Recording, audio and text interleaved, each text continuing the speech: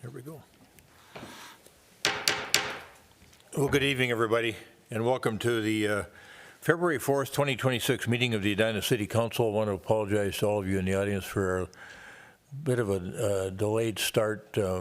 We had an extensive conversation upstairs in our work session about immigration enforcement, and it carried over a little bit beyond the start hour here because of the importance of this topic. So things that we're working on as a city, and we'll be discussing some of those things later tonight. And some of you may be here to address the council on concerns that you have around immigration enforcement, but we'll get there momentarily in terms of the time for community comment. And remember, I think it's always good to be kind, you know, be civil, be respectful. Everybody's got different opinions in this world, and we want to respect all of them. So when you come up to address the council, whether it's a public hearing or a community comment portion of the agenda, do it in a real civil way. This is a sanctuary for respect in the city of Edina, and we want to make sure we keep it that way. You heard Director Benarott say that we were doing these meetings in a hybrid fashion. People are watching remotely.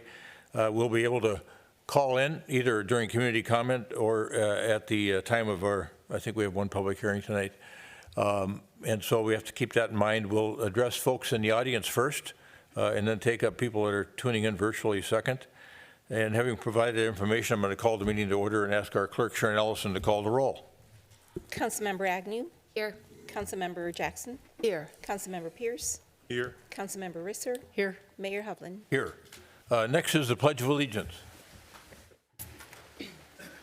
Pledge allegiance to the flag of the United States of America and to the republic for which it stands, one nation, under God, indivisible, with liberty and justice for all. Thanks, everybody, for that. And then, council members, we've got a form of meeting agenda that's been published. And is there anyone on the council or from a staff standpoint that wishes to modify the agenda in any form or fashion? Manager Neal? Yes, Your Honor. Given the discussion we had upstairs, I believe the council is interested in two amendments. One, adoption of a resolution affirming community values and stewardship of city resources, a resolution to that effect, not an ordinance. And the second one is a resolution directing the preparation of a letter to the governor regarding the funding, additional funding for rental assistance. Okay. And is there any particular place in the agenda you want to add those in? The end of the Put them at the end of the meeting? the end of R&Rs. Yeah. Put them back section. in under 11. Right, so that would back be under like mayor and council comments. 9.7 and 9.8 perhaps? You do that too. Okay. Yep. Okay.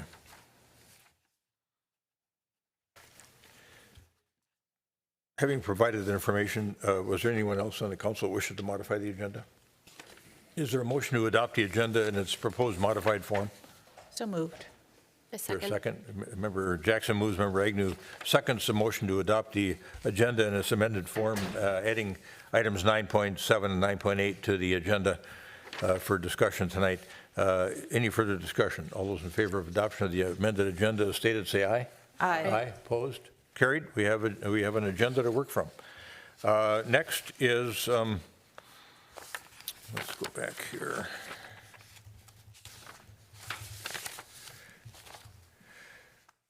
Now we are going to move to community comment. I'm going to get this phone number up on the screen so folks that are watching remotely can get that call-in information firmly in mind. I'll leave it up there for a second before we start having folks come up. Just a reminder, you'll have 3 minutes.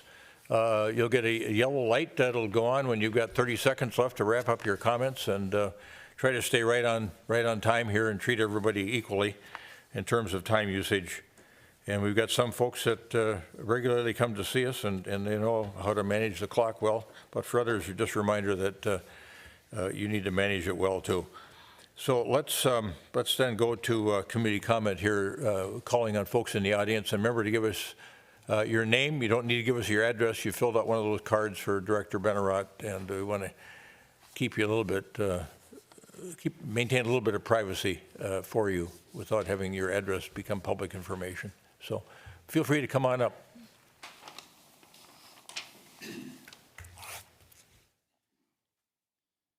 just crossed out the address, so I don't. Mayor, council members, I'm Harry McClanahan. Tonight I have a couple of simple winter safety reminders for you and for my fellow residents, especially seniors like me. Yesterday was Groundhog Day, and Punxsutawney Phil told us to expect 6 more weeks of winter. With the winter we're experiencing, that rodent delivered pretty harsh punishment even for us Minnesotans, and we're never surprised by winter. We expect it, we plan for it. Most of us even have safety kits in our cars that include a tire inflator, flashlight, blanket, insulated water bottle, and hat and gloves. This winter I've added my cell phone and my papers. The phone is an essential safety tool regardless of the weather, but now it has the additional advantage of allowing me to video anything I witness of potential historical or legal significance. We live in an opportunity-rich video environment after all. I'm 83 years old, but I've never experienced a time when in this country I would be asked to produce my papers, but that's changed. So just in case, I keep them aboard too. By the way, my papers are the New York Times, Charmin Ultra Soft, and Zigzags. I hope they're the right ones. Like I said, this is all new to me. Stay warm. Thank you. Thank you, Mr. McClanahan. Good to have you here. Anyone else? No. My name is Arthur Cobb. I've been a resident of Edina since July of 1978. And I'm here very simply to express my long and somewhat overdue appreciation of the governance, management, and staff of the city of Edina. I think it's been exemplary, and I look at our developments, and I know that there are many past members that have contributed that. I have some special admiration for Mayor Hovland, but this city, to my taste, preferences, and knowledge, is extremely well managed and is a wonderful place to live. Thank you, Mr. Cobb.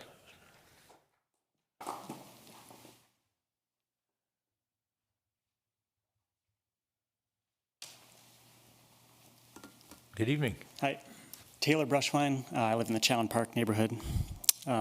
First, I just want to say thank you for your work on gun control and also for your ongoing work for keeping our neighbors safe during this time of increased presence of ICE in the city. So thank you genuinely for all of that. I'm here to talk about a different safety issue that's not as pressing and it's not as important because how could it be? But I think it's important nonetheless. And that's safety for all of our users on our local streets. And unlike the other two items, this is one that we might not have full control of those other two, but we have full control of this one on our city streets.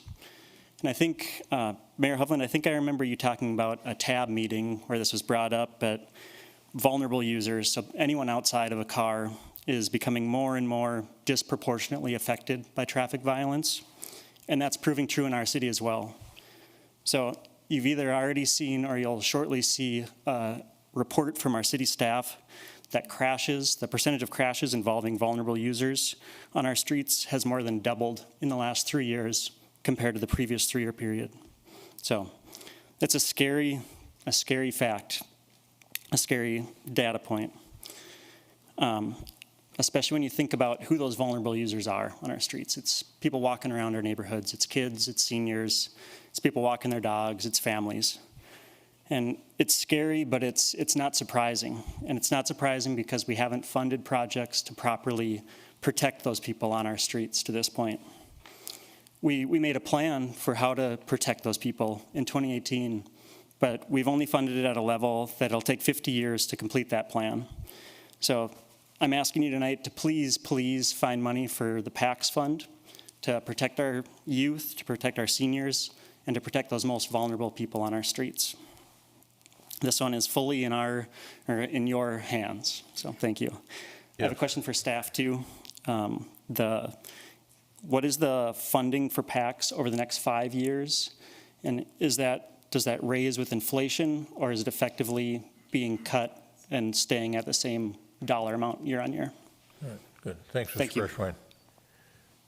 Thanks for being here. Anyone else? Hello, my name is Brooke Bartholomew. I've been a resident of Edina for a few years. I've served on one of the city's commissions for the last 2 years, and I have been, since the beginning of Operation Metro Surge, I've been out in the streets trying to help protect my neighbors, doing patrols, rapid response, dispatch, mutual aid, all the rest of it. I listened to y'all's discussion earlier in the work session. I am happy that y'all are thinking deeply about this issue. I am a little concerned that y'all appeared to be more worried about appearances rather than real action, and maybe protecting yourselves from targeting more than actually protecting the residents here who are being targeted every single day. We are the ones who are out there trying to protect each other, and it is a really difficult thing to do. We are looking for more action, and yes, we are looking for visible resistance. So I would like y'all to consider, please do consider banning ICE from staging on city property and putting up signage. I did listen to y'all's discussion on the matter. I know the police were worried about being put in the middle. Residents who are out there protecting their neighbors are being put in the middle every day, and we only have whistles. I do applaud you all for considering writing the letter to the governor about rental assistance. I would also really, really strongly encourage you all to consider adding back in an eviction moratorium, a call for an eviction moratorium from the governor. There are a lot of residents who are rightfully afraid to go to work. They've been targeted at their workplaces and are having difficulties making rent and paying their mortgages. They're being currently held afloat by neighbors and our neighbors' generosity, giving them food, giving them money for their rent and their mortgages. And I believe that y'all have said many times, when Edina speaks, the rest of the state listens. I think this is a great time for Edina to speak very loudly to the state and call on them to enact an eviction moratorium. Thank you. Thank you, Mr. Bartholomew.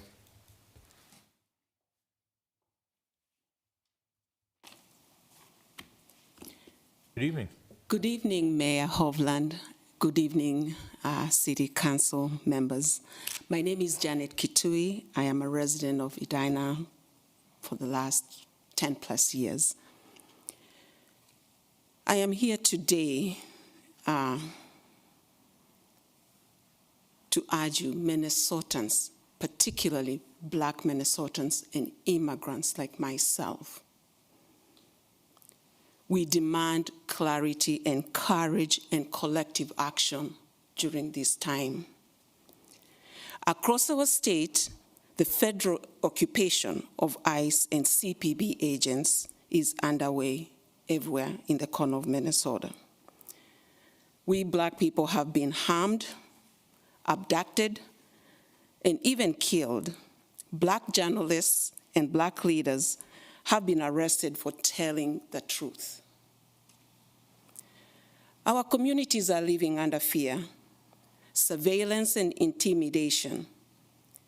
And now the federal government is demanding access to Minnesota voting rolls and private data connected to food assistance and healthcare, data that Black families rely on and have fought for.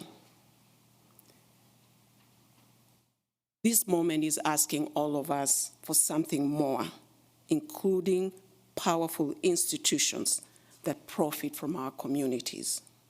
And right now, it's one Minnesotans can't afford. The Black community is under assault on both sides, front, back, sideways. I am here to ask the city of Edina to follow along with other cities and pass a separation ordinance. No collaboration with ICE, no staging on city property, and also to pressure the governor to enact an eviction moratorium. I do know dear friends who have been afraid to go to work. And because they are not able to go to work, they can't pay the rent, leave alone buy food. I ask that you will consider that and not be performative, but be actually taking action. And thank you, Mayor Hovland. Thank you, City Council Pierce, thank you, City Council Jackson, thank you, City Council Julie. For the first time before this craziness took over heavily, you all showed up when we came calling. Thank you. Thank you, Ms. Katui.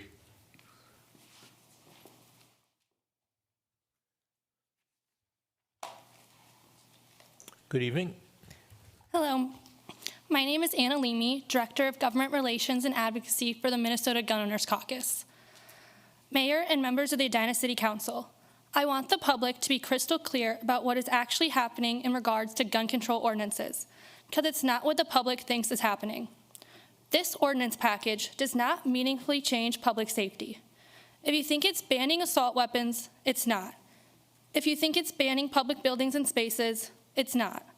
If you think it's banning high-capacity magazines, it's not. The city simply does not have the authority to do what they're doing. Under Minnesota law, firearms regulation is preempted.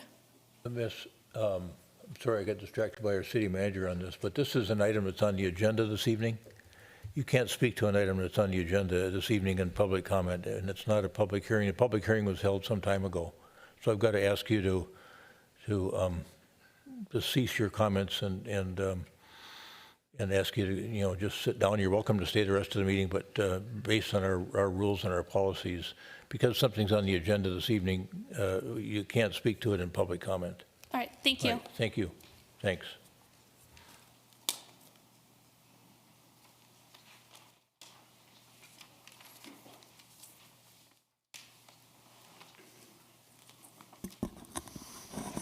Good evening, Mayor Hovland and council members.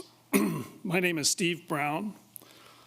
I recently sent you an email asking you to pass a resolution requesting the governor to enact a statewide eviction moratorium and to provide emergency rental assistance to ensure long-term housing stability for those Minnesota residents who are, due to the horrendous implementation by ICE, they're sheltering in place. I won't repeat my rationale provided in the email. Tonight, I want to share my experience in the last 24 hours. Yesterday, my wife offered to help a friend who was providing food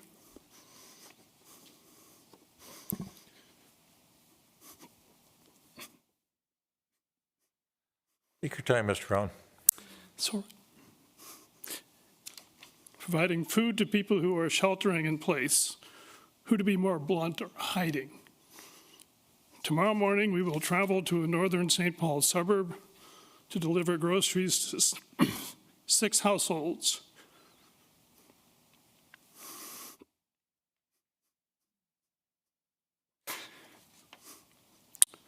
Where the residents are afraid to go to the grocery store. We have been asked to put our phones on airplane mode when we arrive within a mile of their residence, just in case there might be a chance that federal agents would be tracing our movements to try to identify the people who are in hiding. I cannot believe we're living in a moment like this.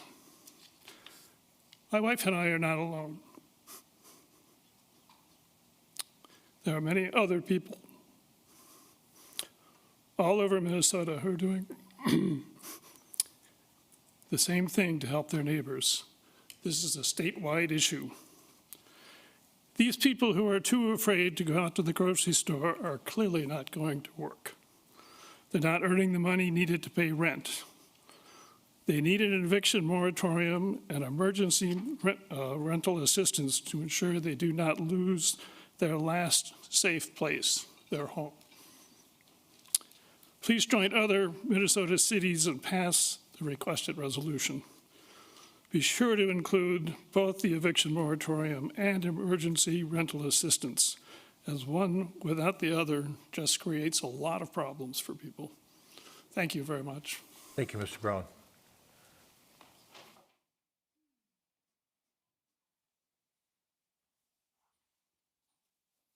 Hello, good evening. Good evening.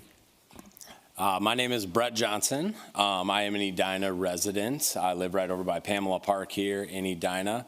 My family also owns the Hilltop right on the other side of Highway 100. 9 years ago, I opened up a restaurant also in North the Loop of Minneapolis called Nolo's Kitchen. And I have an exciting announcement to make that we have officially, my partner and I, Marty Collins, also an Edina resident, have also signed the lease at the Salute Space at 50th and France to take over. Our plan is to open up a family-friendly sports bar, and I totally understand the circumstances not to speak, which I was planning on doing, and I will not do. I will just make one announcement that I have partnered up with the Edina Ed Fund and the Edina Boosters to move forward with that regarding the pull tab discussion that's being had. So I'll leave it at that. I want to make myself available at all times if anybody has any questions or concerns. But thank you for your time, and I appreciate all your service. So, All right, thanks for being here. yeah, thank you. Thanks for thinking of a solution for this Yeah, thank you. Salute building.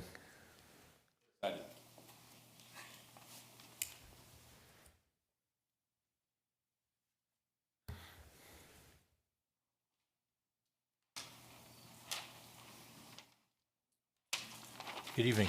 Hi, David Frankel. I'd just like to get a couple bridge updates.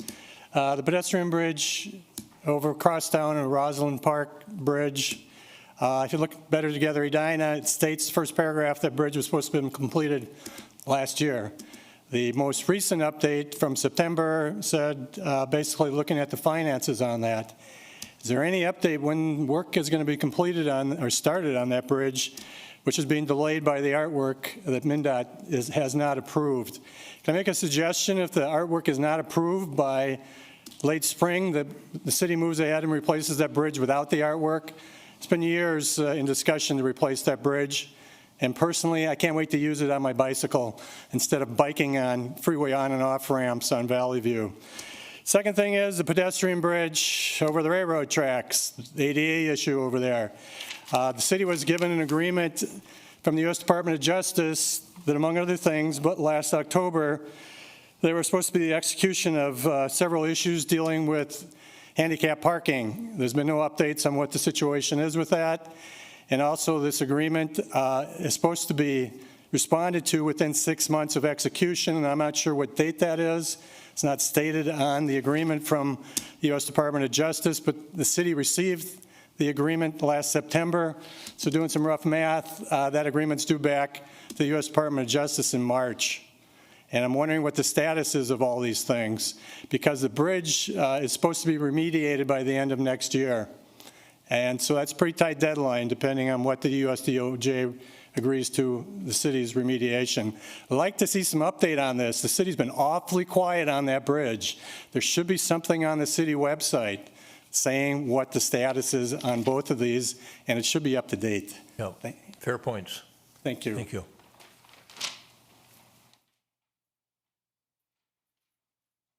Good evening, City Council members, Mayor Hovland. My name is Kathy Rendelman. I am a resident of Edina. I would just like to say thank you to the community. We just finished our Community Action for Kids Education fundraiser last week. I know Councilmember Jackson was in attendance, and thank you to our community who was there and learned more about the Edina Education Fund. I am the executive director of the Edina Education Fund, and it was a great evening. I think we are going to come in around $40,000 raised for our 8,700 students in the Edina Public Schools that night. And much help is needed for our students right now.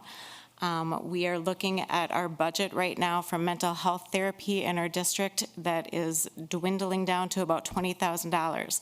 What does that mean? It means that I've got about enough money right now to put 10 kids in mental health therapy support.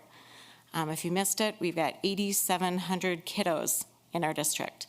And 10 kids, I'd hate to say no after we hit that 10 that are the lucky 10 that get mental health therapy.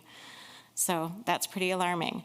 I'm just gonna say it. We've got our website out there, www.edinaedfund.org. If you're interested in donating, we could certainly use the help.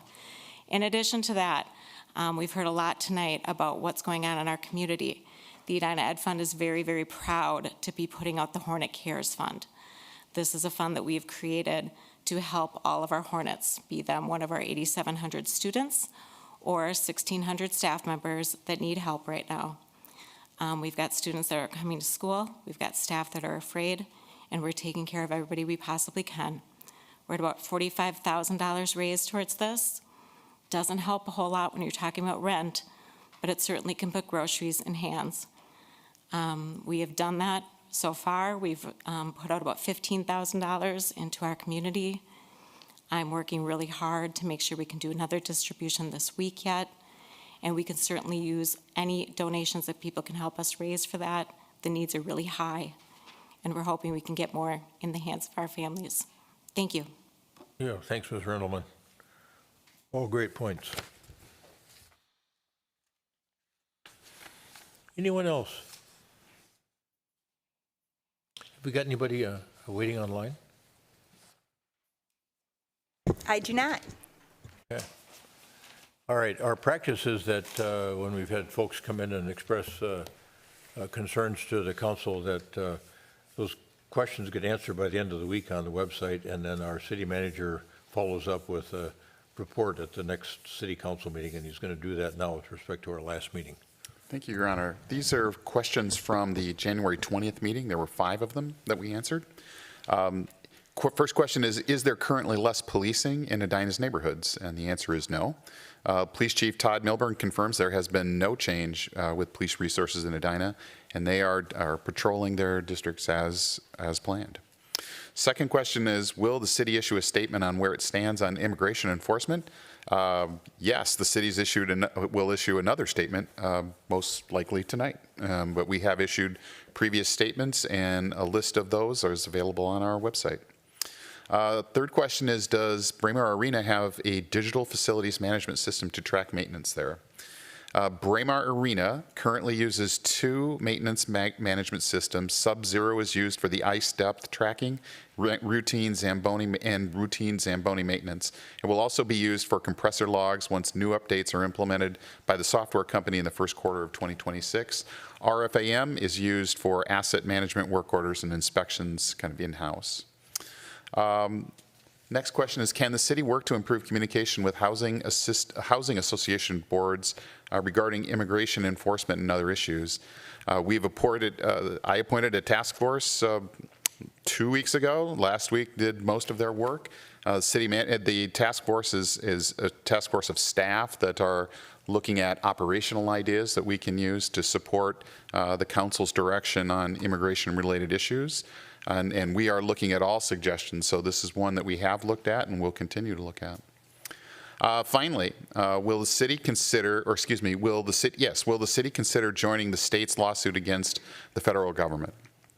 And we presume this meant regarding immigration enforcement in the Twin Cities. And the answer is that the city of Edina has joined with other suburban communities in signing on to a friend of the court brief, an amicus brief, for the existing lawsuit brought by the Minnesota Attorney General in the cities of Minneapolis and St. Paul regarding immigration enforcement. The brief specifically asked the court to issue a temporary injunction against aggressive ICE activity that is closing schools and businesses and reducing access to courts and public services due to fear and apprehension caused by ICE tactics. It argued that ICE operations be limited to acceptable constitutional operations. The court hearing on the lawsuit was held last week. The judge denied a motion for a temporary injunction on Saturday, January 31st. The lawsuit will continue. Cities will submit another. The suburban communities that are part of this amicus brief will submit another amicus brief in advance of the next hearing of the lawsuit. The ruling that came January 31st means the judge has ruled that she cannot immediately enjoin ICE operations in Minnesota. She is still considering whether and how she can limit their operations in the future. We will argue in favor of limiting their operations. And that's it. Thank you. Good. That prompt any inquiries from council members? Okay, thanks for that report. Next up on the agenda is the consent agenda, and there are several items on the consent agenda. Is there anyone on the council that wishes to remove an item from the consent agenda? All right, hearing nothing, is there a motion to adopt the items on the consent agenda in a single motion? So moved. A second. Member Jackson moves, Member Agnew seconds the adoption of the items on the consent agenda in a single motion. Any further discussion? All those in favor of adoption of the items on the consent agenda in a single motion say aye. Aye. Aye. Opposed? Carried. Those items are adopted. And next, we are going to I'll call it a really special recognition. It's really a pleasure to have the Minnehaha Creek Watershed District with us and to get this presentation about a park that we loved before and love even more now, and this partnership that we had with James Whisker as leader of the Minnehaha Creek Watershed District, and our representative, Steve Sando, and is Dick Miller here too? Dick's not here this evening? Yeah, Mayor, excuse me, Mayor Hovland, council members, Manager Miller's not here today. He asked me to say a few words on his behalf. Okay, good. Well, it's great to have you here, and we look forward to the presentation, and it's become a park that everybody just loves more than ever, I'd say, and you guys held an instrumental role in making it all happen. Well said. I think beloved before and loved after. So thank you, Mayor Hovland, council members, and Edina City staff.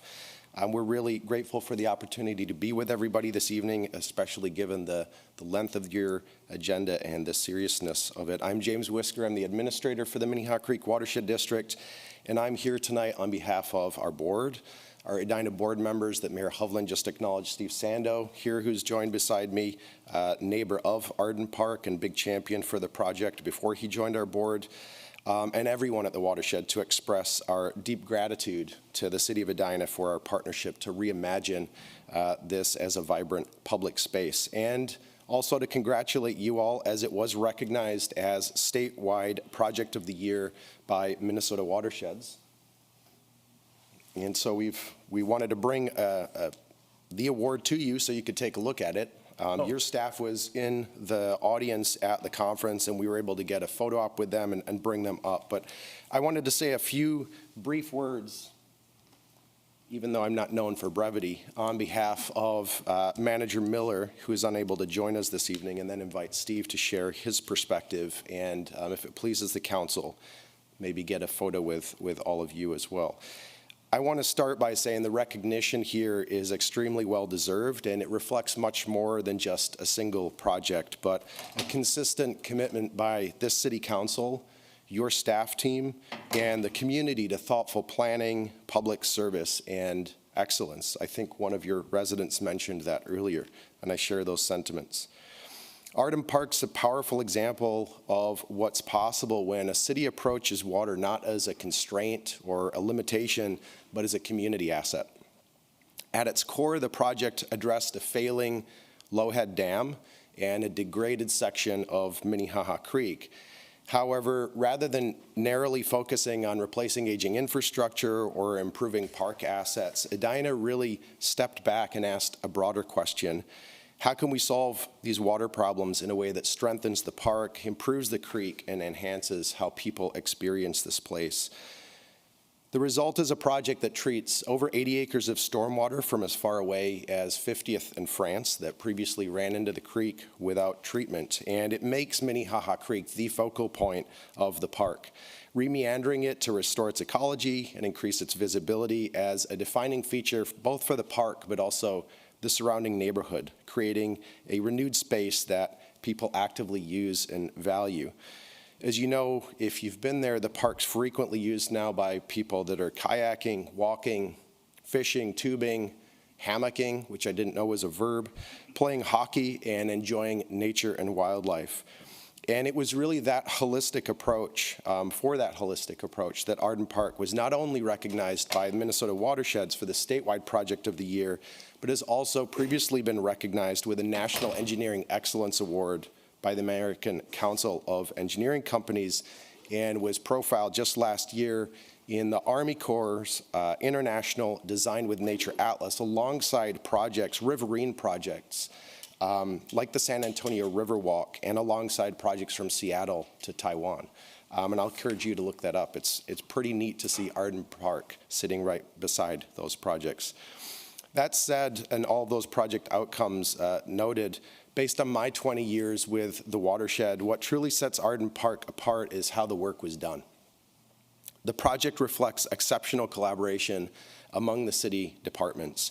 The park team's vision for the public space, the engineering team's technical leadership, and the communication team's support to engage the community early and often were essential to the project's success. And of course, the results reflect strong and steady leadership from this council and a willingness to invest in long-term outcomes that support integrated solutions to deliver excellence through partnership. From our perspective, and we don't get here that often, so that's why I wanted to spend a few minutes saying this, the city of Edina, and we work with 28 other cities, has been a model partner. You've brought clear priorities, high expectations, and a collaborative spirit to the table. And that approach that the city embraces closely aligns with what we call a balanced urban ecology, our vision for integrating water, land use, infrastructure, and community needs to deliver multiple benefits through single-focused investments. And as a result, despite the project being complex, your team made the work really easy. Arden Park's now one of our growing number of case studies that show this balanced urban ecology approach isn't theory, it works. And it works because of the leadership and professionalism present in this room and across city staff. So on behalf of the Watershed District, we wanted to thank the City Council for the vision and commitment. We wanted to thank city leadership and your staff for excellence and teamwork, and thank the community for supporting investments that make the city of Edina an even better place to live, work, and play. We're really proud of the partnership. We hope you are too. And as we embark on creating a shared vision for the future with our 2027 plan, we look forward to continuing great work together in the years ahead. And with that, I'll say thank you again and invite Steve to share his perspective as a resident and neighbor. Yeah, thanks, Mr. Whisker. I think, as people build relationships between them, families build relationships between families, but we really organizationally built a great relationship, I think, between the city and the Watershed District, particularly over this project, and then the participation of the nearby residents in the project so it could reach its potential. And Steve Sando was down there quite a bit, hacking away at buckthorn and doing all kinds of things with his wife. So, and here's a reward: you get to work at night like us. Right. Yes. Thank you, Mr. Mayor. Just want to add to what James comments, but the Arden Park Restoration Project and this award could not have been possible without your team. Excellent team from the workers and the tree people and everybody. Together we took a diamond in the rough and we made it shine. And what's kind of a fun statement, it's amazing what you can accomplish when you don't care who gets the credit. So thank you all. Yeah, thanks, Mr. Stando. Well, how about a photo? You want to do that? Yeah, let's come down. We'll take the whole council down there.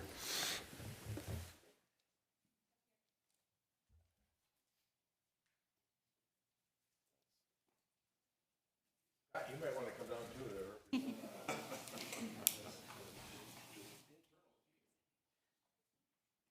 Just this way, just a tiny bit. Keep coming, keep coming.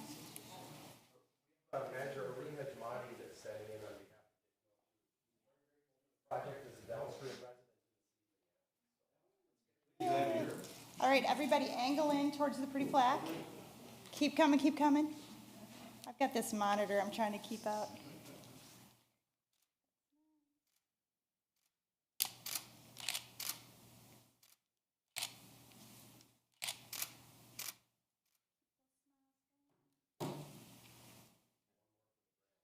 Right.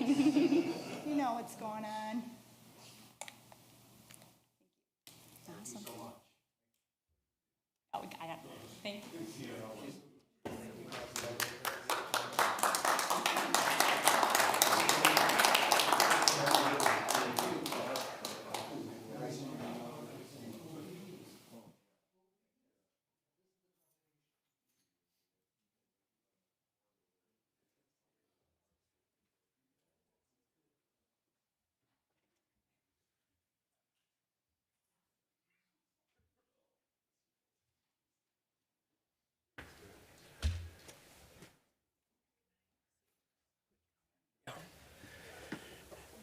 Councilmember Jackson has a quick comment, and others may as well, because this is quite an award recognizing this beautiful project. So, Well, I just want to acknowledge the people who were sitting up here at the time that the decision was made. This was a really big project, and there were comments citywide, and there was so much patience and so much hard work that went into this. So we got to be in the picture, but there were so many others who aren't here tonight who I want to acknowledge as well and thank them for their hard work, their patience, and their community service.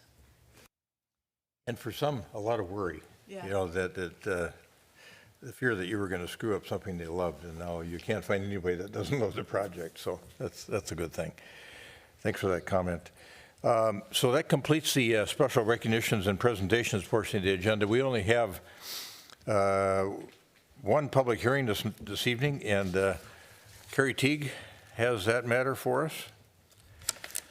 And that is the request for the issuance of a conditional use permit with variances at 4201 West 50th Street.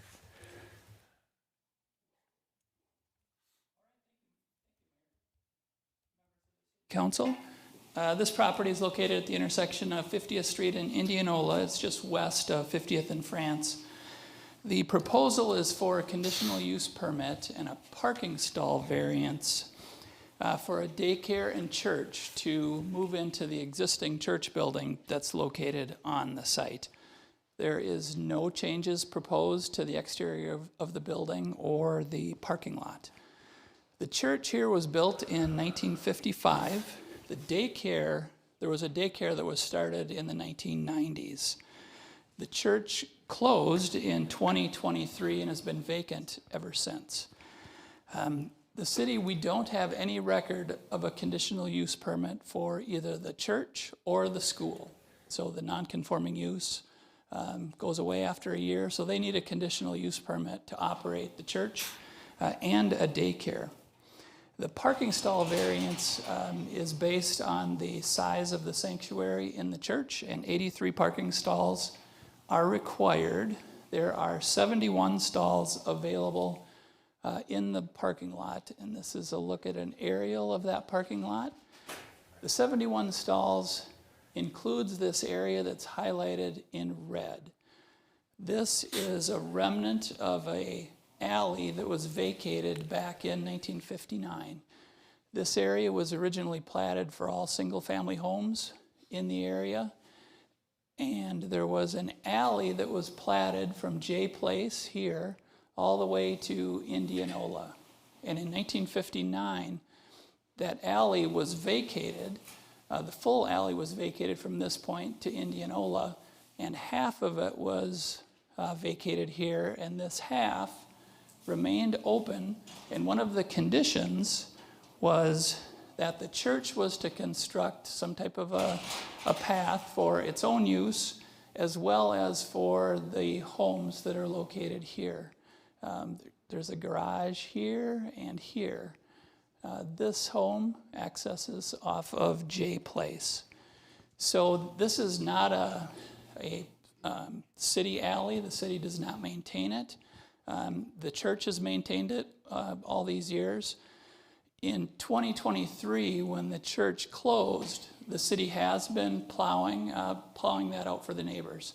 The applicant this evening would take over that responsibility for the maintenance. So in regard to the parking, a study was done by Stantec. Ed Terhar is with us on the phone if there's any questions in that regard. But they did conclude that there is adequate parking for the daycare. They don't have a church user at this time. They hope to rent out the space in the future, but there's not a specific church user at this time. They also conducted a traffic study and found that there's no impacts to the roadways for the need of any roadway improvements. Here's another look at that alley. There's 2 stalls located here that are labeled as reserved. They're not used very often, but the object is to provide that access for that garage. There's also some handicap stalls here that are in the way of that garage to the north. But again, there's an agreement with all these property owners and the church to keep that clear so they can maintain that access. In regards to parking for the church, there haven't been any issues since the 1950s when the church was in operation, as far as staff is aware of, no complaints. We do have a couple of churches in town that don't have any parking provided. The St. Stephen's Church, just down the block, there's 0 parking. That seems to work out okay, as well as the Morningside Church has no parking lot. So one of the conditions that the consultant is suggesting is that once they establish a church user, that they come up with some kind of a parking plan in the event that that lot gets full, whether it's parking elsewhere. They would have to come up with that plan and submit that to the city once that's established. Planning Commission was okay with that condition. In terms of circulation for the daycare drop-off, it would all take place within the parking area, so there wouldn't be any loading, unloading of students on Indianola or 50th. That can all be accommodated within the existing parking. So with that, staff and the Planning Commission are recommending approval of the conditional use permit and the variances. We find that the conditional use permit criteria is all met. The Planning Commission did add one condition that the city's Traffic Safety Committee review the potential for a crosswalk across 50th Street at Arden Avenue. So that would take place should the project be approved. The recommendation this evening is for the city to adopt the ordinance that's in front of you, or the resolution. This item was delayed at the last city council meeting as we were doing some adjustments to the agenda. So we would ask that you take action this evening. With that, I can stop there and answer any questions, and the applicant is here for a presentation as well.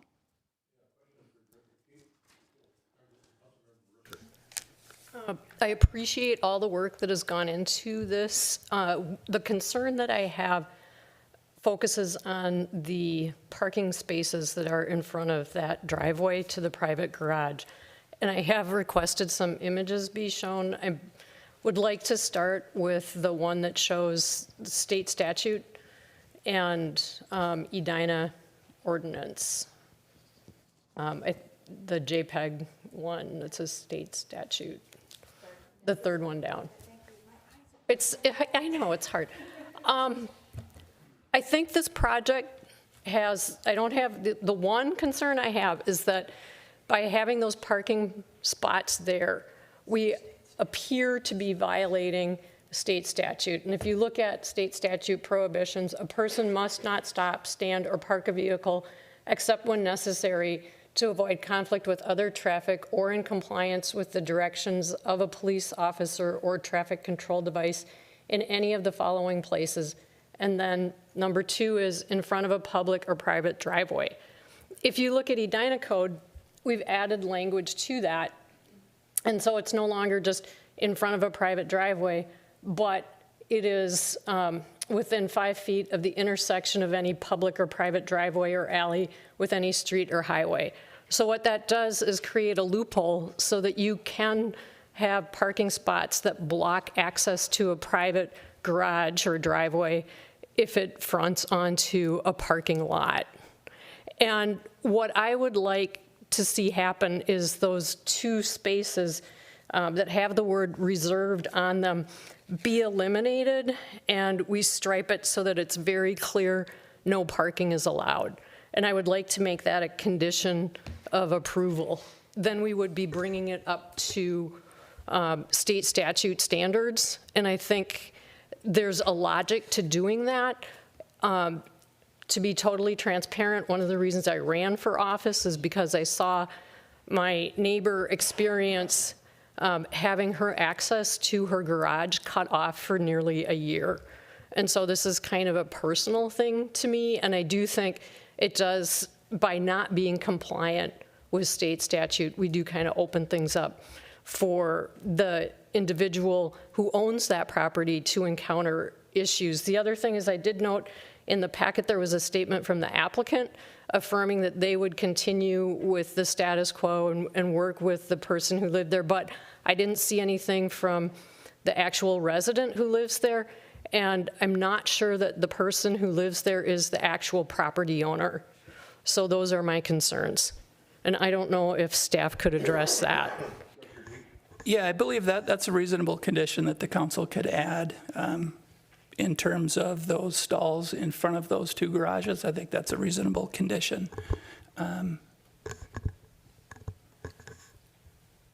Thank you, that would make me very happy. And there was another question there.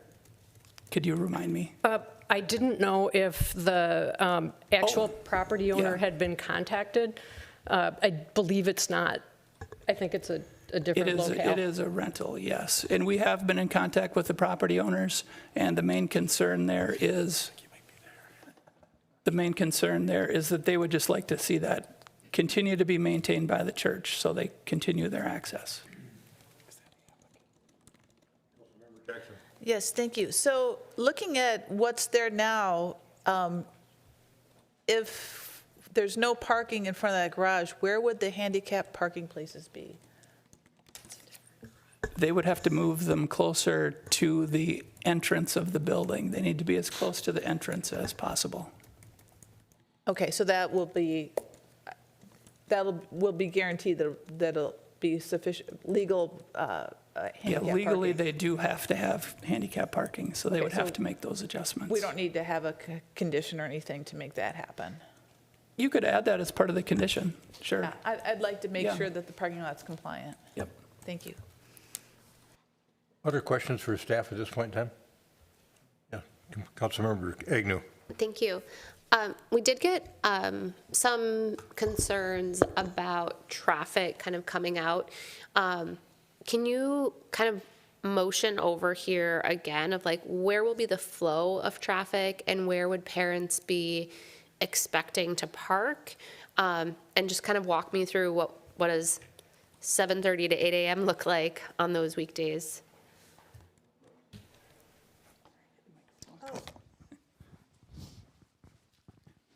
I'll let the applicant answer in a little more detail, but they would drop off in front of the building, and then the whole parking lot would be available for... How are they getting to the parking lot? Oh, yes, they come in off of J Place, off of 50th to J Place, and then in this way. Okay, is there an exit out to Indianola Avenue? There is, yep, there is. Yes. Okay. Yes, this is another way in and out. Okay, and so they could go either, there's nothing kind of distinguishing? Yes. Okay. That might be something that we want to look at, but I'll allow the applicant to, or I'm great with the applicant coming up. Thank you. Yeah, other questions for Director Teague at this point in time? Director Teague, you spoke with the applicants, I'm sure, and indicated to them that they'd have a certain amount of time to make a presentation? Yep, in that 10 to 15 minute range. Okay, very good. Let's ask the applicant's team to come up that's requesting the conditional use permit.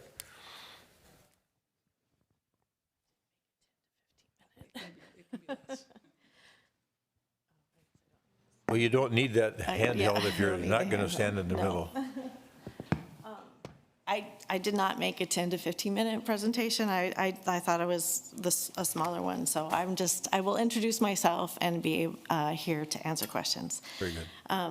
Good evening, Mayor and council members. My name is Dawn Uribe. I'm the owner and CEO of Mis Amigos Spanish Immersion Preschool, and I've been an Edina resident for the past 16 years. My boys both went to school here and have all the way from Highlands to Southview to high school.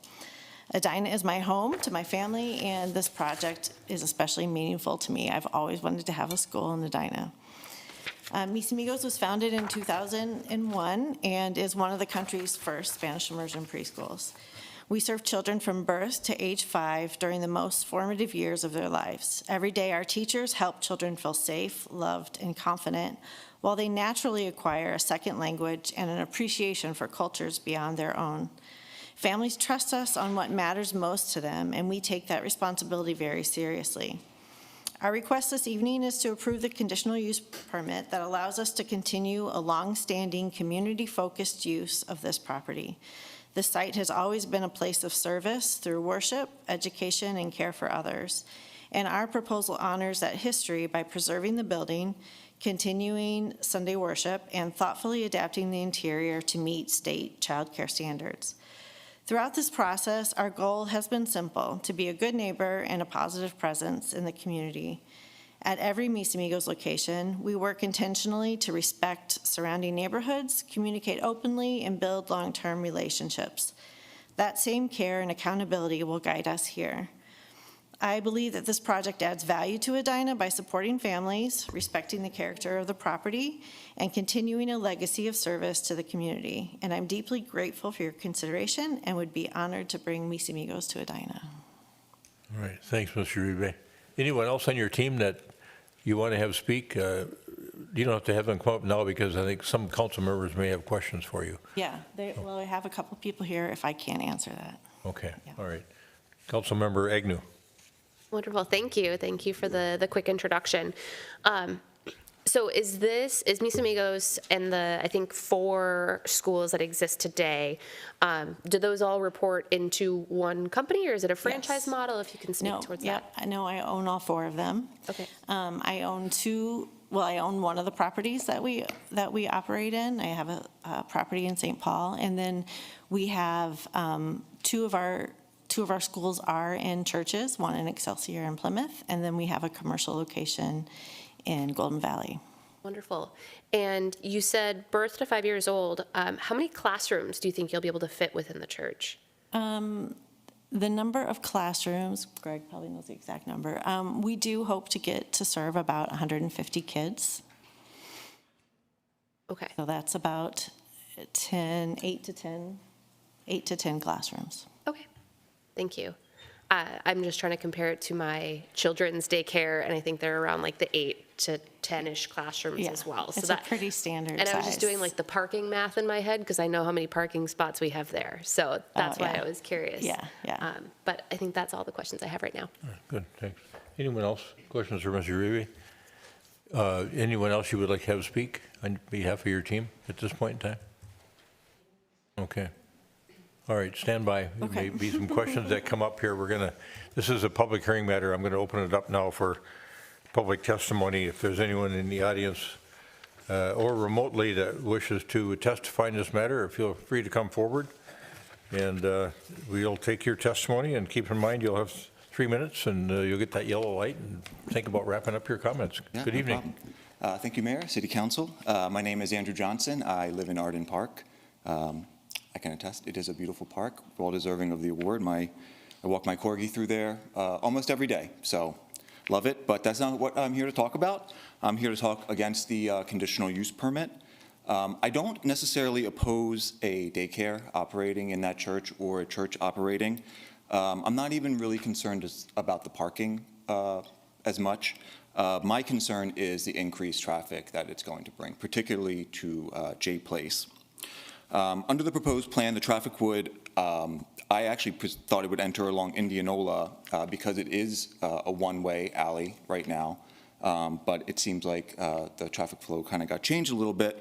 But be that as it may, either way, that is not a sustainable traffic flow in and out of that parking lot, especially with the number of students that they're anticipating putting into that building. I think that it's going to create frustrations not only for the adjacent residents.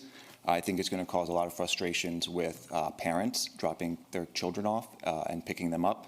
And I think it's going to cause a lot of problems with, or a lot of frustrations with the staff there too.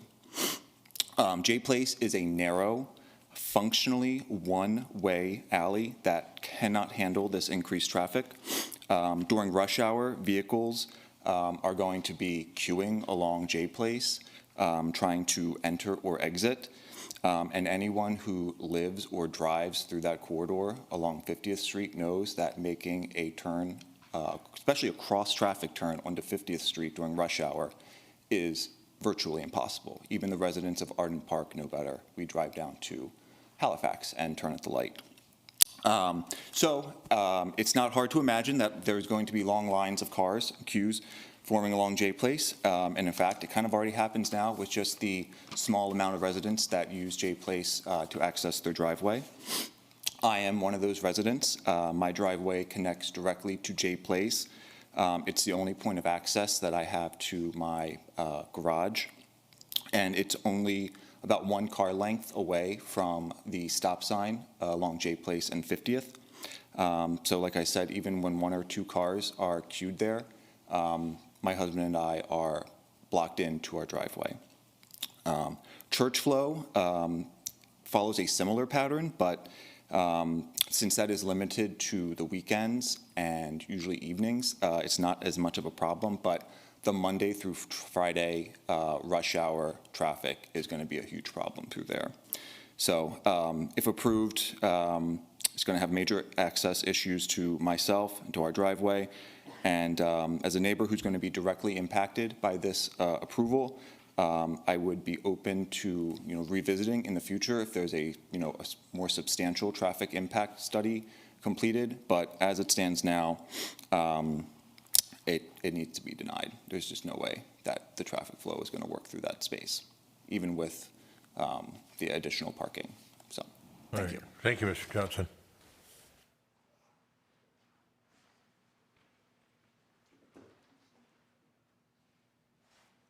Good evening.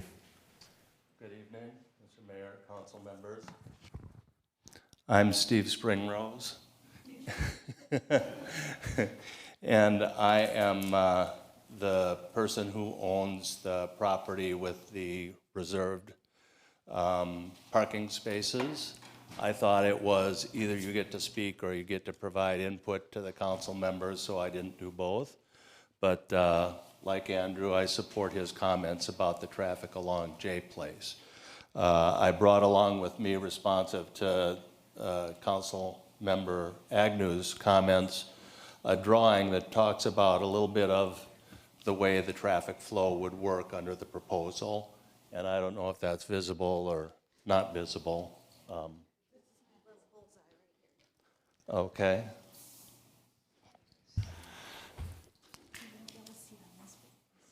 Okay. So the subject property is, get a pen, here, and 50th Street is here. And the plan is to have half of the traffic come in through J Place and half of the traffic come in through the corridor off Indianola back here on the south side. If you just factor in the students and staff, there would be 73 student vehicles coming in the morning, parking, bringing their children to drop off, and then departing.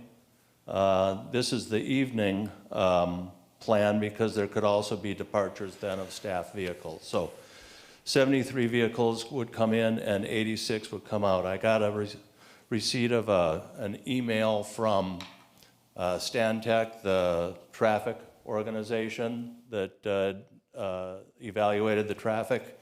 I received it yesterday, and their numbers are a little bit higher than this because they're factoring in also that there will be visitors and other things that are going on with the site.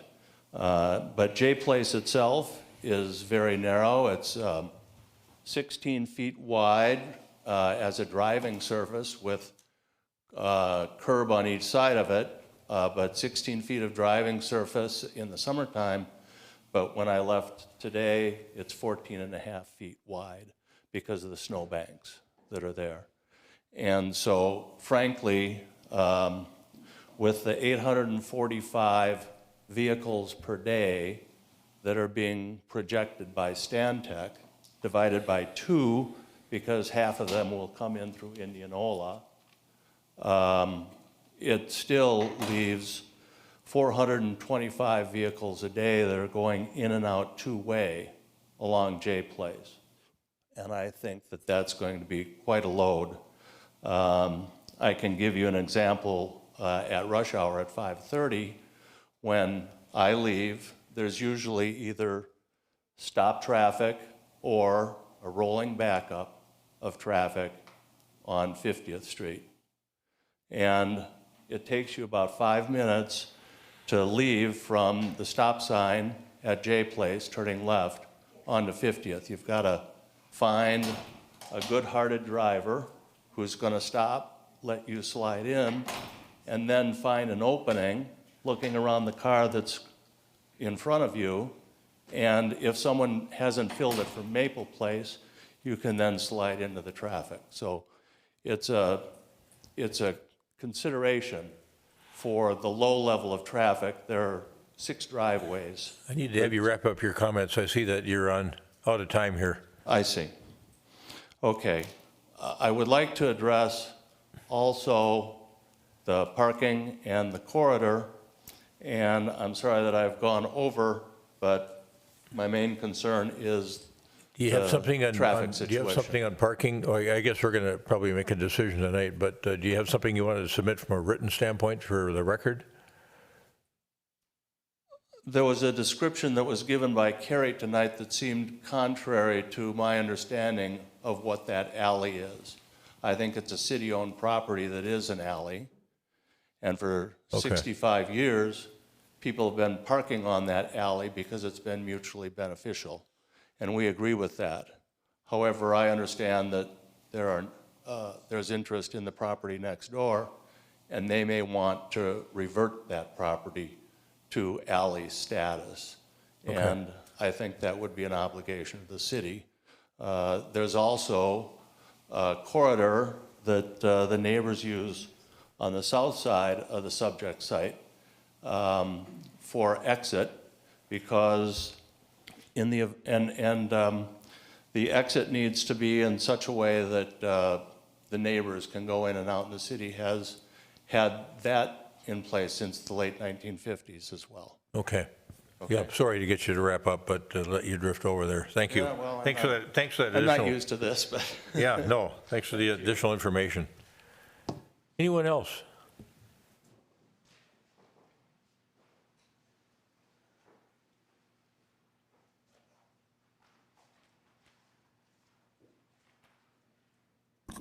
Hello, sorry, I don't have a card for you, Jennifer.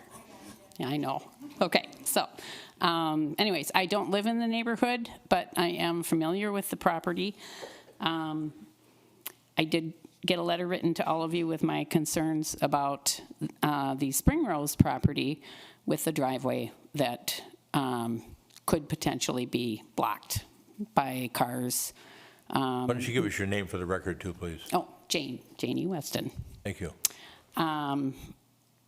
By cars parking in those reserve spots, especially if there's been snow and it hasn't been plowed. You can't see reserved on the pavement.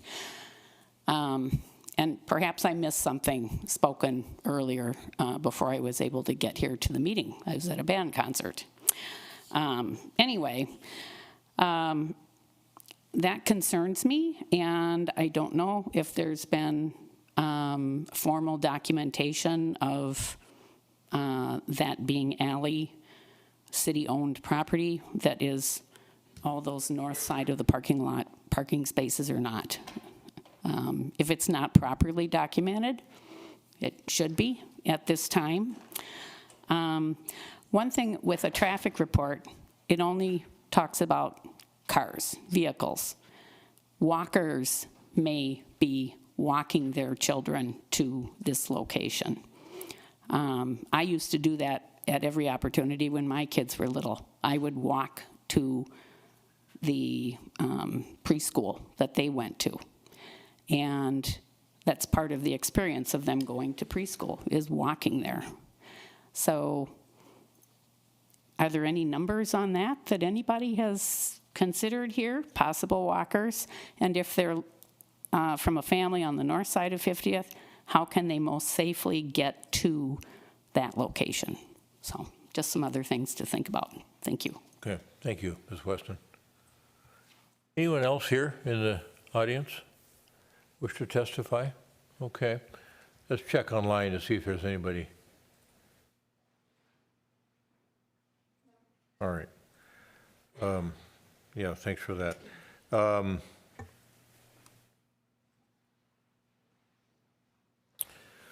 We've got Mr. Terhar on the line. Yes, we do have Ed Terhar from Stantec, and he can address some of the issues that were brought up this evening. Okay, yeah, please. I think it would be important with the concerns that have been raised by a few of the residents about traffic on J Place and access in and out of Indianola. It might be good to understand that a little bit better. Hello, this is Ed Terhart. Good evening, everyone. Good evening, Ed. What specifically did you want to hear about? Well, I think we need an explanation of why you came to the conclusions that you came to, that both with respect to, I think maybe verify the volumes that you looked at, and then talk about what your conclusions were and why. Sure. So as shown in the traffic study, the actual trip generation for the daycare is 60 trips in the AM peak hour and 54 trips out. The PM peak hour is 54 trips in and 61 trips out during the peak hour. So that's over an entire hour. The trips will be spread out over the hour. A use like this, the trips do not all occur at one time. They are spread out over that time period. So if you look at how they're split up, it was assumed that there would be two-way traffic on J Street and two-way traffic on Indianola. Depending on which way the parents are coming to the site, it was assumed half of them would use J Place and half of them would use Indianola. So that equates to 30 trips coming in on J Place and 30 trips on Indianola in the morning, and 27 exiting J Place and 27 exiting on Indianola. So that's over in an hour. So you can see that is not all happening at one time. We then looked at the level of service at all of the intersections, including J Place and 50th and J Place and Indianola, as well as Arden and Wooddale, and found that at J Place and Indianola, the level of service is acceptable. It will be different than it is today. I acknowledge that. There's nothing in the church today. There will be some delay, but it is at an acceptable level. So that was the conclusion of the study, using standard trip generation data for the daycare. We also factored in, if there was a church, there would be some trips that would occur in the AM and PM as well. Those were factored in. They're small. Obviously, the church would have just have some staff during the week. And the majority of the church traffic happens on the weekend, which, when there's lower traffic volumes on 50th. So that's a quick nutshell of what we came up with. I'm happy to answer other questions that you have. When you say level of service acceptable, what do you mean by that? The level of service at those movements, at those intersections, the overall intersection was level of service A, which is the best level you can have. The movement coming out of J Place or out of Indianola was level service E, which is acceptable in an urban area. It is a larger amount of delay than some other intersections, but it is not failing. Okay. All right. I think I should have done something before we got into Mr. Tahar's conversation, but the staff wants us to deal with this matter tonight, so I think we've heard testimony from the audience, nobody online. Is there a motion to close the public hearing, and then we'll finish with the questions? So moved. Member Jackson moves, Member Pierce seconds the motion that we close the public hearing in this matter. Any further discussion? All those in favor of closing the public hearing, say aye. Aye. Opposed? Carried. Council members, here, let me ask one supplemental question of Ms. Uribe. What are the school hours? We're open 7 to 5:30. 7 to 5:30?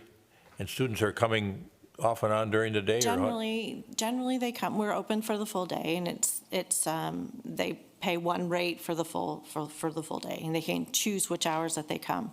Generally, our biggest hours are the arrival time is usually between 7 and 9. Some come a little bit later than that, but that's the general time. And then in the afternoon, the time is 3:45 to 5:30 is when our main pickup times are. So it is spread out across, a couple of hours. Okay. And Mr. Terhar, is that the basis for you making your calculations the way you did, that the traffic in and out was spread out over time? That is correct. Okay. Other council member questions? Member Jackson? Just really briefly, will the daycare be accessible at the building for pedestrians off of 50th? No, we plan on having all of the parent entrance and exit on the picture that's up there right now. I don't know if you guys can still see that. It's the entrance that's off the parking lot. It's a Okay. red circle there. That's where all of our parent entrance and exits will happen. It's all of our staff. Everybody will come through that exit. Okay, thank you. Member Risser. Given, the testimony we've heard tonight and also the reality of Minnesota and build up on roads and everything, I'm just really thinking it would make a lot of sense to try to have most of the traffic come in off of Indianola, especially since there is so much traffic on 50th, and it does really back up quite a bit. And so I really do empathize with the residents who spoke to that point. I also think it could be a safety issue, and is there a way it could be redesigned to really limit people trying to come in off of 50th? Yeah, and we could even just ask our parents. I mean, we have a really good relationship. We have a great community of parents, and we can just tell them, like, the way that we prefer, the best way for the community, the best way for you to use this is to come in on Indianola, and they would do what we asked. Okay, maybe even some official signage or something saying for sure. entrance, yeah. Okay. Councilmember Pierce? I didn't realize my mic was still on. So I actually agree with Member Risser there, looking at the traffic patterns. But I did have one question, just for clarification, to see if I'm interpreting this correctly. So the conditional use permit, if there were a tenant for the church and it was operating as a church, what type of variance would be needed then? Or use permit? It's the same. The variance is assuming there is a church in operation there. That's what's short parked, is the church use. Yeah. And so when I think about it in those terms, I think the focus really should be trying to figure out how to ease the traffic concerns. I am over in that area quite a bit, and it is challenging to cross those streets. And I say that, I don't think that actually has anything to do with the use of the school in the church. You understand what I'm saying? And so if the church was opening and there was a denomination going in there and starting church services, they would still have to do the same thing. And so the fact that the school is increasing traffic, that is true, and the traffic patterns are now school hours. So it is more consistent, right? It's Monday to Friday, right? I get that. But in my opinion, you're actually not asking for anything different than another use for the church, right? And so with the parking lot there, I do think it's incumbent on us to think about, well, how can we ensure that that space can be used, and answering some of these questions of how can we address the residents' concerns about traffic feels appropriate to me. And I was also thinking about, right, is there a way you can say, well, for drop off and pickup, it's one way in, one way out, and having signage up to say that. And I think if you do that, and not just put the signs up, but be clear that, no, this is it. This is what we mean. It's one way in, one way out, and put those signs up.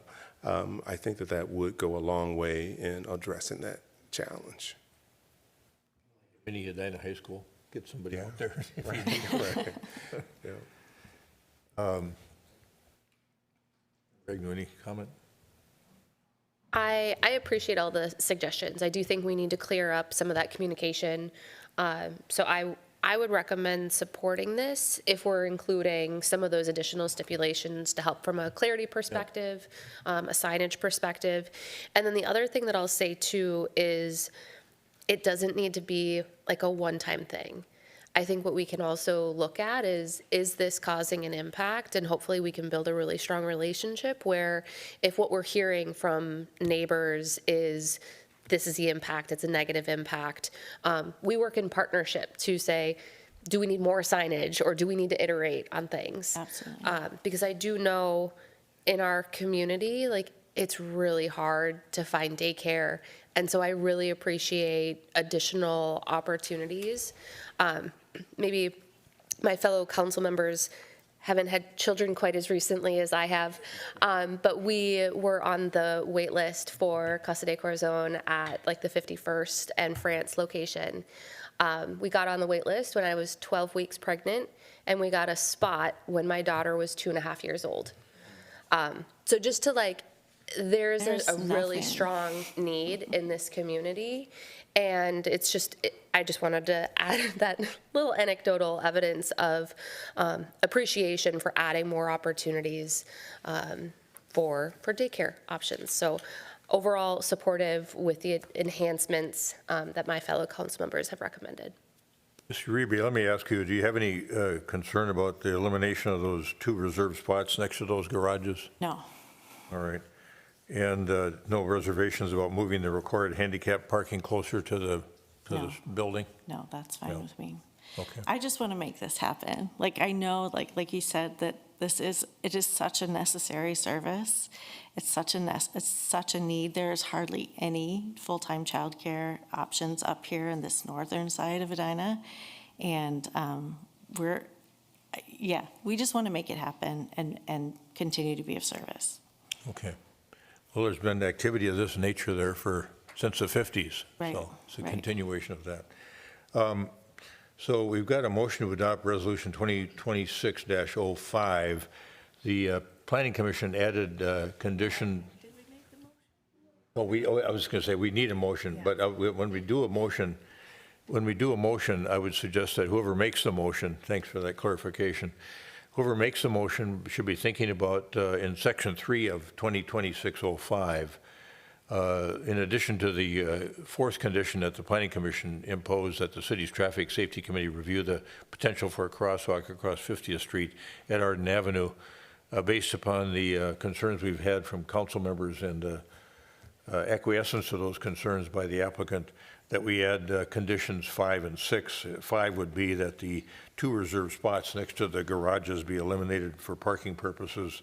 And then number 6 would be that we move the required handicap parking spots closer to the church building itself to be in compliance with state and federal law.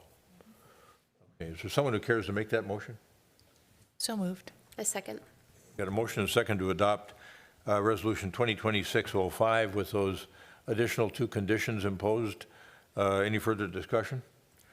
All those in favor of adoption of Resolution 2026-05 with the 6 conditions imposed on it, say aye.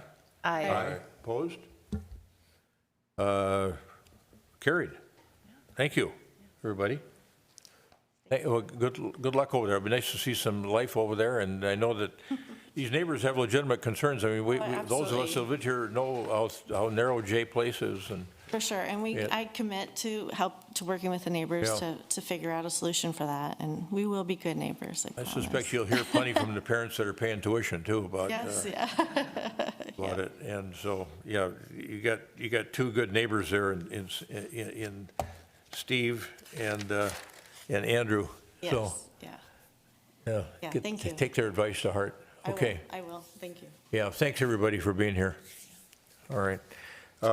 That completes the public hearing portion of the agenda this evening. We're going to move on to reports and recommendations. We've got a resolution accepting donations, Resolution 2026-06. Is there someone who cares to make that motion for adoption?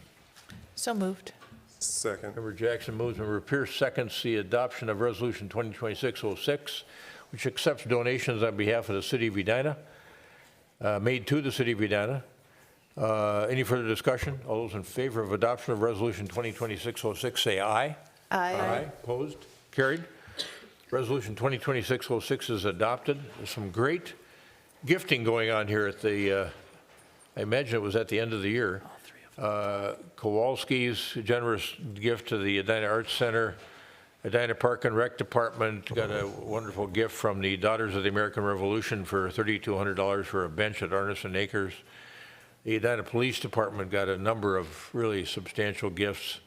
And all those donors' names will be posted on the city website. And thank you to all you donors, whether you're here or listening online. We really appreciate your support of the city of Edina. So that completes 2026-06, item 9.1 on the agenda. We're going to move to item 9.2, which is a sketch plan review process that we do with potential development opportunities. And Carrie Teague, our Community Development Director, is going to introduce this matter. And then we've got some presenters here as well to talk about this idea that they have for a piece of property in the south part of our city. Director Teague. Yes, thank you, Mayor, members of the council. So the proposal is to remodel the existing building that's on the site for a 18,000 square foot retail space for Salvation Army. It would also include 9,000 square foot warehouse where customers would drive into the warehouse and they could drop off their goods for the Salvation Army. This project is extremely unique. I've never had a request like this before. The use itself is not allowed in any zoning district in the city. We only allow secondhand stores to be 2,500 square feet or less. So being this is 1,800 square feet, I would exceed that. In addition, 18,000. 18,000, yes. In addition, retail sales is not a permitted use in the industrial district, which this property is located. So with any type of a formal application, the zoning ordinance would have to be amended to allow secondhand stores larger than 2,500 square feet. Rezoning would be required, some type of rezoning to a commercial use, and a comprehensive plan amendment. This site is guided office and residential. Retail use as a primary is not allowed in that district. Staff would support any type of zoning ordinance amendment that would allow secondhand stores like a Goodwill or Salvation Army in our retail zoning districts. Not so sure about in an industrial district. So with that, I will turn it over to the applicant team, and they will make a presentation and provide a little more detail. That's an interesting approach you've taken with the council on your staff position. Not sure. Yeah, we went round and round with Planning Commission. Is there some type of an option that staff would support? And just not sure how to get there at this point. We'll that's the purpose of this sketch plan review too, for people that are not sure what they think about the idea. So provide some education for all of us. That'd be good, Gary. Okay. Good evening. Just for the record, my name's Joe Becker with Carlson Partners, located in Edina. Here tonight with the Salvation Army, and ultimately to just present a proposal for 4200 West 76th Street for a Salvation Army family store. I think our goal overall is to kind of walk through just our intent and the planning logic behind the request. Probably ask a couple clarifying questions of our own, and most importantly, kind of open up the conversation for, constructive feedback, and ultimately to address any concerns that you may have. So first, I'll probably rattle through a couple of points, and then I think it'll make sense to invite Tom Canfield from the Salvation Army up to explain a little bit more about the Salvation Army and their mission. So first and foremost, at its core, the request is about how we can take an underutilized and currently vacant industrial property and evolve it to meet present-day community needs. This location is along a transitioning corridor that positions it differently from deeper industrial areas within the city. And rather than demolishing the building or leaving it vacant, this proposal avoids new construction impacts and extends the life of a structure that's already embedded in the neighborhood. It's really adaptive reuse at its core. We're matching a building that is no longer fitting the legacy industrial demand with a use that, again, kind of serves today's realities. Beyond the zoning, this is a community serving use, not conventional retail. While the zoning code would classify the use as secondhand retail, the family store model is fundamentally different from traditional commercial retail. This location is donation-based and removes goods from the landfill, and 100% of the proceeds go to a nonprofit mission. Aside from that, when you look at the demographics in kind of the surrounding area pointed out on that aerial pulled up, it contains a lot of, from a demographic perspective, higher concentrations of residents who are experiencing economic hardship and transportation hardship. And coupled with its proximity to other affordable housing developments, it's really creating a walkable neighborhood serving resource for those types of developments. And then finally, from just an economic perspective, the project is again activating a vacant building. It's creating full-time and part-time employment opportunities. It's operating without TIF or city fundraising of any kind. And ultimately, again, it's expanding affordability in a corridor that is otherwise dominated by higher cost retail. Our goal is to add balance rather than competition within the market. And ultimately, in summary, it's not about eroding industrial zoning or opening the door for unrelated commercial uses. It's about thoughtfully adapting a specific site to serve the community's needs. And I think kind of with that, unless you guys have any questions with that, I'll invite Tom Canfield up. All right. Yeah. Questions? Yeah. Councilmember Jackson. Yes, thank you. So tell us why this building is not suited for industrial use at this time. Yeah, so the site, if you may or may not be familiar, it used to be LVC, which is kind of they do a lot of fire protection work. And the site, since they vacated, has seen very limited interest from an industrial perspective. And so with that in mind, it's kind of seen an evolution. And when you really look at kind of the corridor as a whole, there's a lot of mixed use elements in there. There's an LA Fitness right across the street.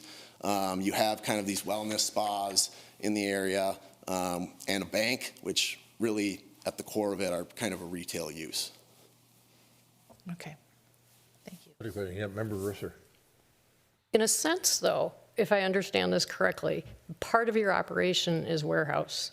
You're bringing in all these clothes that need to be sorted and household goods and all of that to be kind of processed. This came up during the Planning Commission. And so in a way, it seems like there's a warehouse aspect to it. And what you're looking to do is add retail. And that is something that we have already done in this area with the Drooling Moose. And with that, retail is allowed in the industrial zone, however, only inside the building. And that's based on the whole idea that you could have a cafeteria for your workers. But with the Drooling Moose, we granted the Planning Commission granted a variance that allowed them to sell directly to the public. So I want to underscore, yours is not the first proposal coming to us asking that retail be added as a use. No question. Sorry about that. And my mic is getting all crazy. Okay, yeah, you don't have to worry about responding. Welcome. Oh, thank you. Good evening, Mayor and council members. My name is Envoy Tom Canfield, and I'm with the Salvation Army Adult Rehabilitation Center, and I serve as the business administrator. And we're located in the North Loop of Minneapolis, and the reason why I say that is we operate a long-term residential rehabilitation program for people who struggle with drug and alcohol addiction. And we currently serve about 140 clients in our program today. And the thrift store that you're looking at today is how we fund our program. We serve the most vulnerable of people who struggle with substance abuse. Folks don't have to have insurance, no government funding. People who have run out of options like that are who we serve.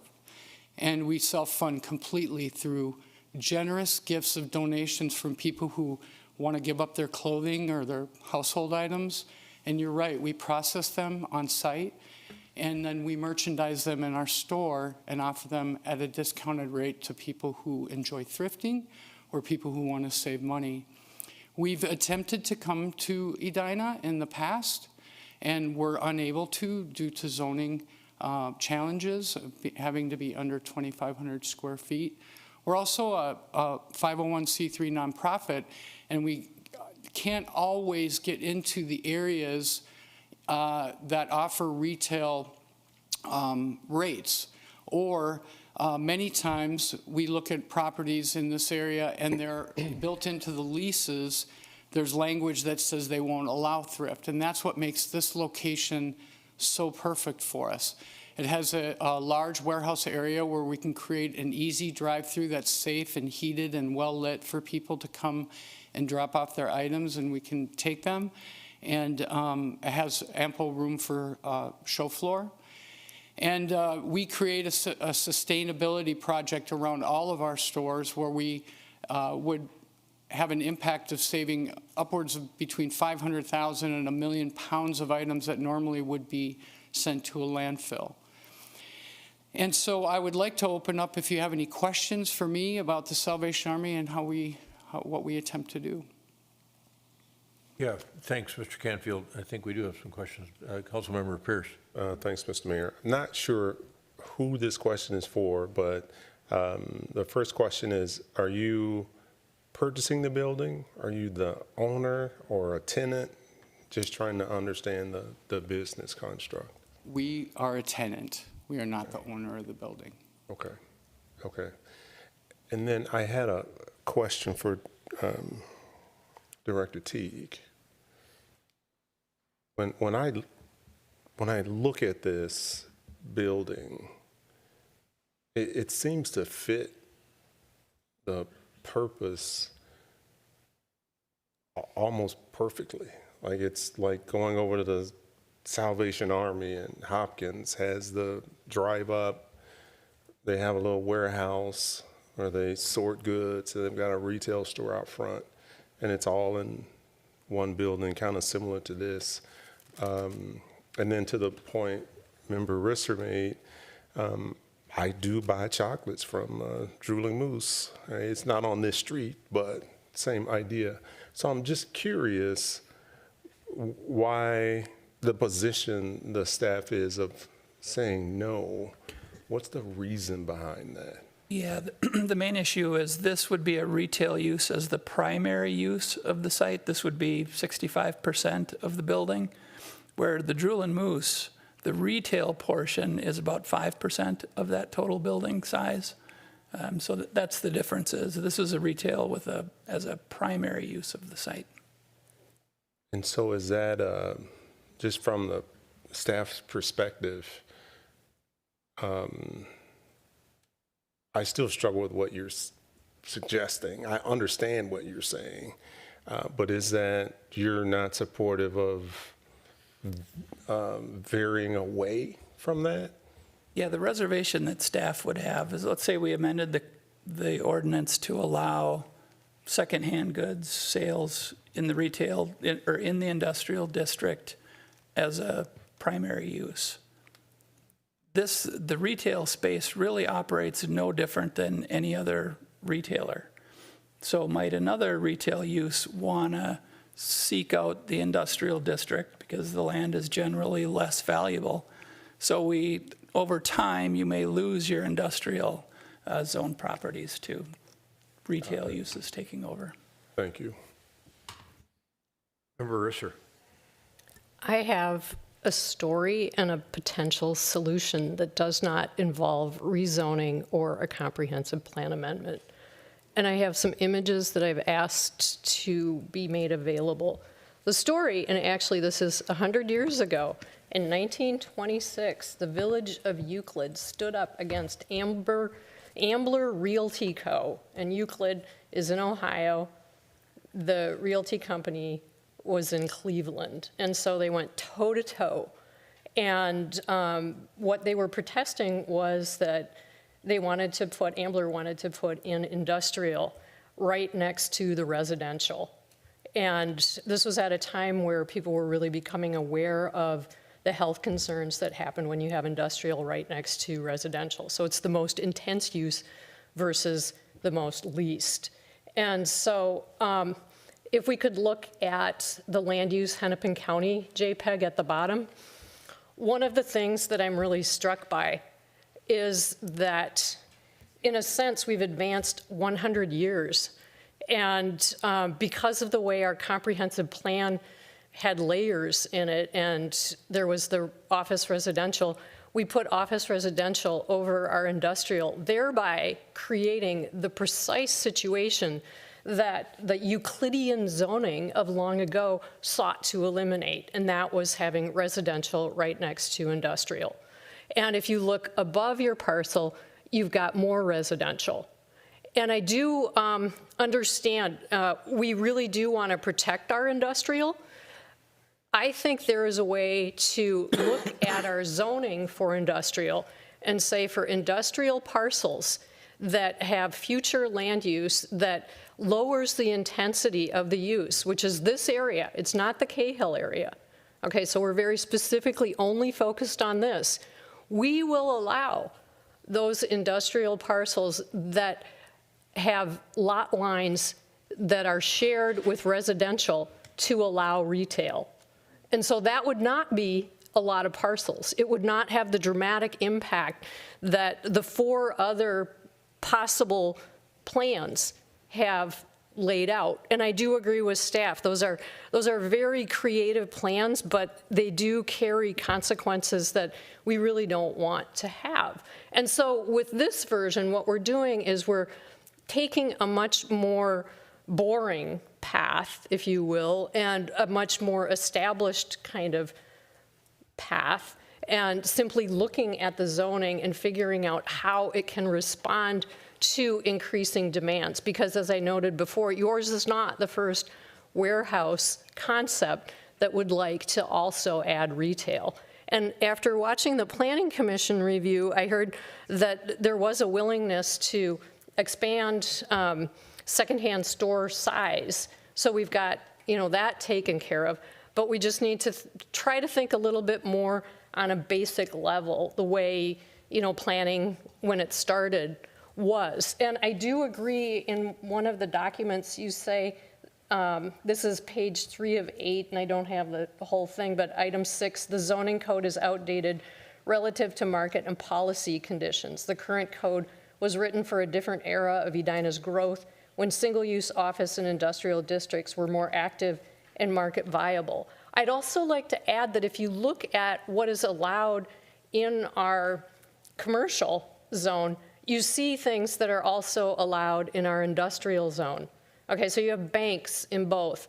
You have the way it's worded for commercial, and I can't remember, but it was kind of cute. It was like, it wasn't workout or whatever, but it was a physical fitness kind of thing that was couched in old time. It was racquetball and something else. I can't remember, but it made me kind of laugh. But there is this overlap. So, and it was pointed out, I thought, very well by one of the commissioners, Commissioner Alkire on the Planning Commission, how he was talking about in our industrial zone, because we allow office use, it really is a very varied area. And I think your slide showed that really clearly. And now, Director Benarad, I forgot the other things. With the land use for the comprehensive plan, if we could look at that. I don't know if that'll. But what actually that one just shows that it used to be purely resident. Oh, here we go. Okay, we're looking at this, and if we can scoot down to that area,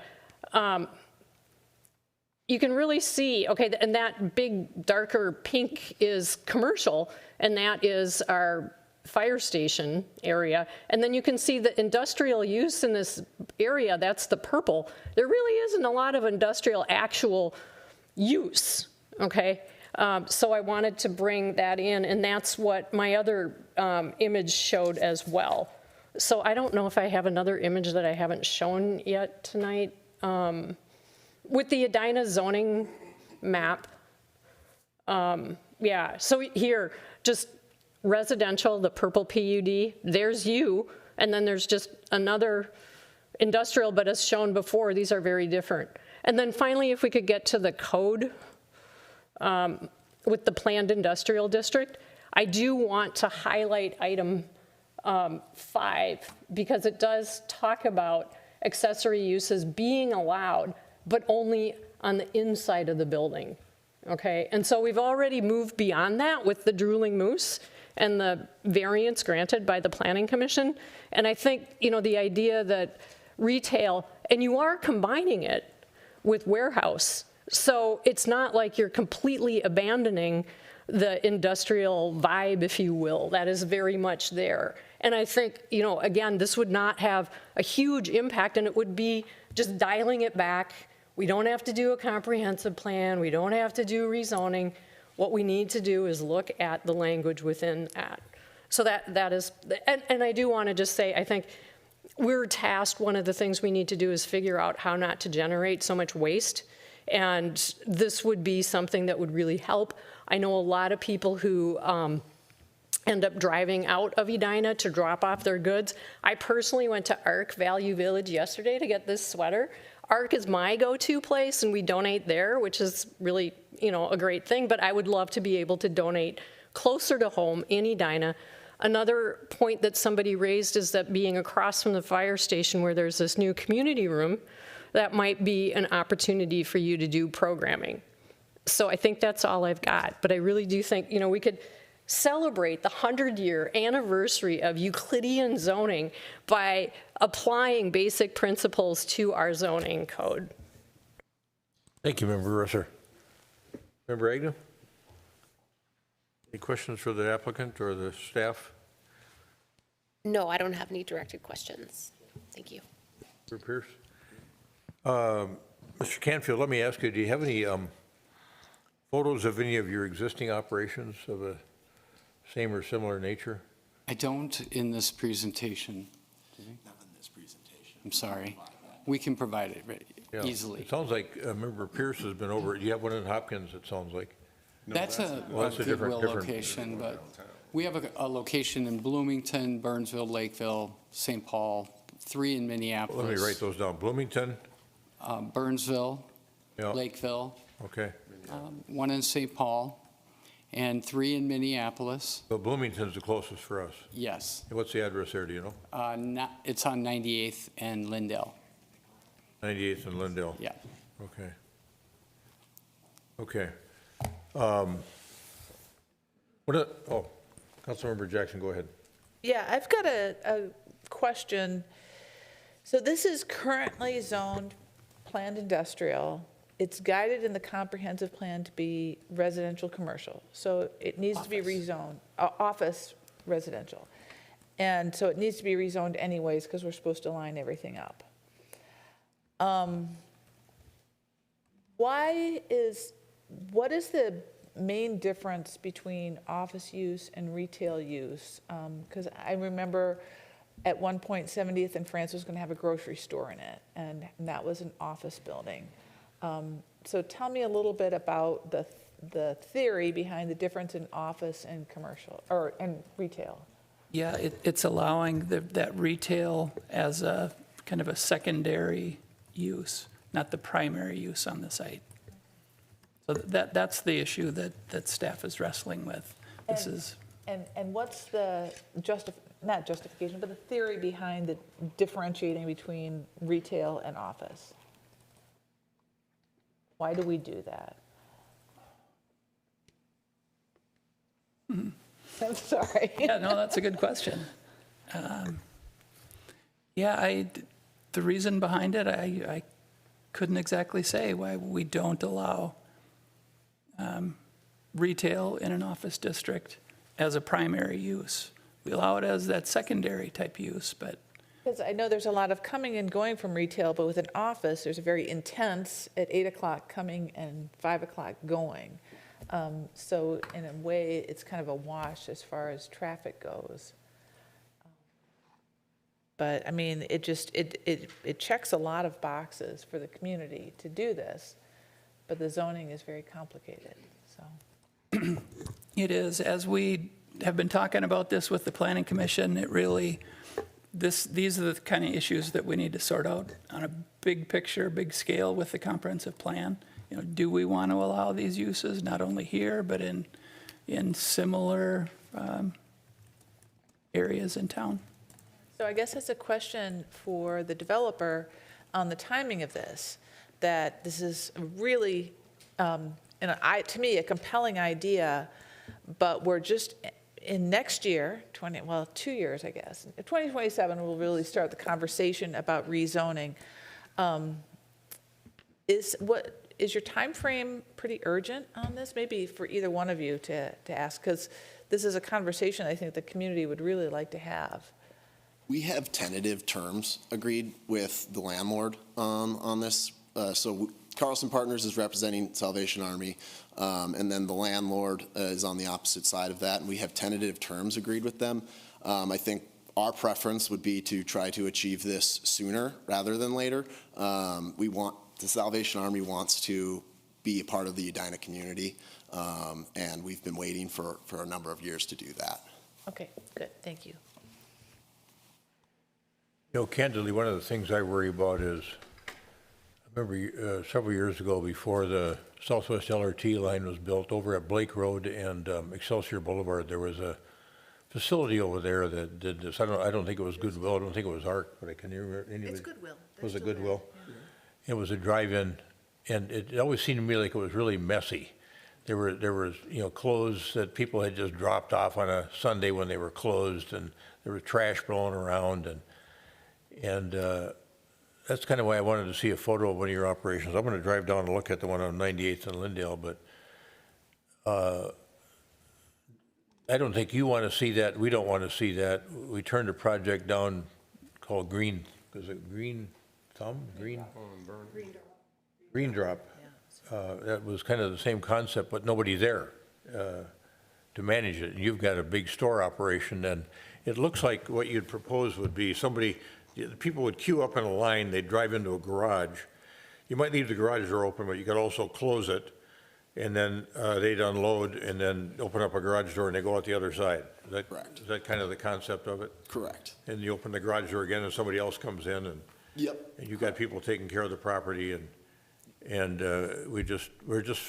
we're fussy about how things look, and everybody should be, you know. We want everything's kept neat and tidy. Absolutely. That's why, the main reason why we want the indoor drive-through, because the taking of the donations happens behind four walls. We also operate between 7 o'clock in the morning is when employees come to do the production. The retail space will be open until 9 p.m., and then we have donation attendance there until almost 10 o'clock, 9:45 in all of our stores. So we're able to capture the traffic of the community and handle the donations appropriately. And if someone does come by and drop off bags outside the door, in the middle of the night, the first thing we do is get those donations inside, because that's the lifeblood of our business. If we allow donations to get rained on or snowed on, we're ruining our business. It is imperative that we handle those donations like solid gold, because that's what they are. They have to be for us. Okay. Marissa. I really do think we can amend our zoning for the industrial zone so that this could be doable. And I think that would be probably the more elegant way to go. When we talk about rezoning, even if we're waiting for a comprehensive plan, it gets, is it going to be just this little parcel and the one next to it? And there's such an array of different uses already there that I think there's just I just want to put a final plug in. I do think this is doable by amending our industrial district I think we can do this. I think we can protect the Cahill industrial. We can limit it to, because seriously, thinking about us having industrial zone land adjacent to residential, low-income residential, the most heavy use of land next to the most gentle use of land is something that really, we shouldn't be revisiting the past, okay? We tried to move away from that in 1926. And, here we are, 2026. This, I think, really could be done in a very elegant way. So final plug, I think we can do this by amending our zoning. I don't think they care how it gets done. I think they care should've about the been you should've been timing talking and to if us. it's right, if they have to wait for the comp plan. All right, I don't think anybody have anything else for the good? Yeah. No. All right, I think you haven't heard anybody say this is a really bad idea, but you'll have to just make some decisions here. So thanks for coming in. I know you've been talking about this idea for some time, and it's, I was kind of dragging my feet, and I think Mr. Carlson knew that. He could just kind of intuitively sense that. But this was really helpful for me tonight to have this conversation. So thanks for being here, Mr. Canfield.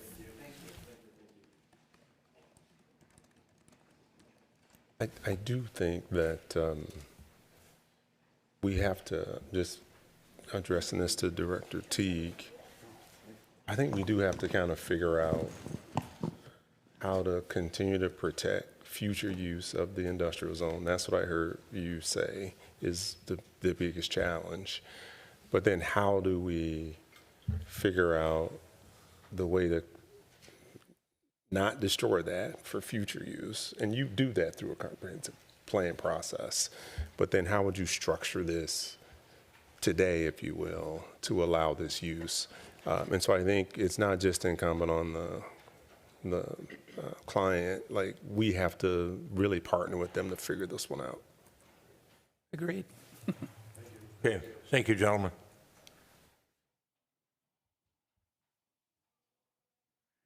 All right, we're going to have Andrew Scipione tell us a little bit about the citywide speed limit reduction evaluation that's gone on based on some speed limits that were changed in our community several years ago now. And it's been a long enough period of time where he was able to gather some reliable data. And we're going to hear from him now about what those findings were.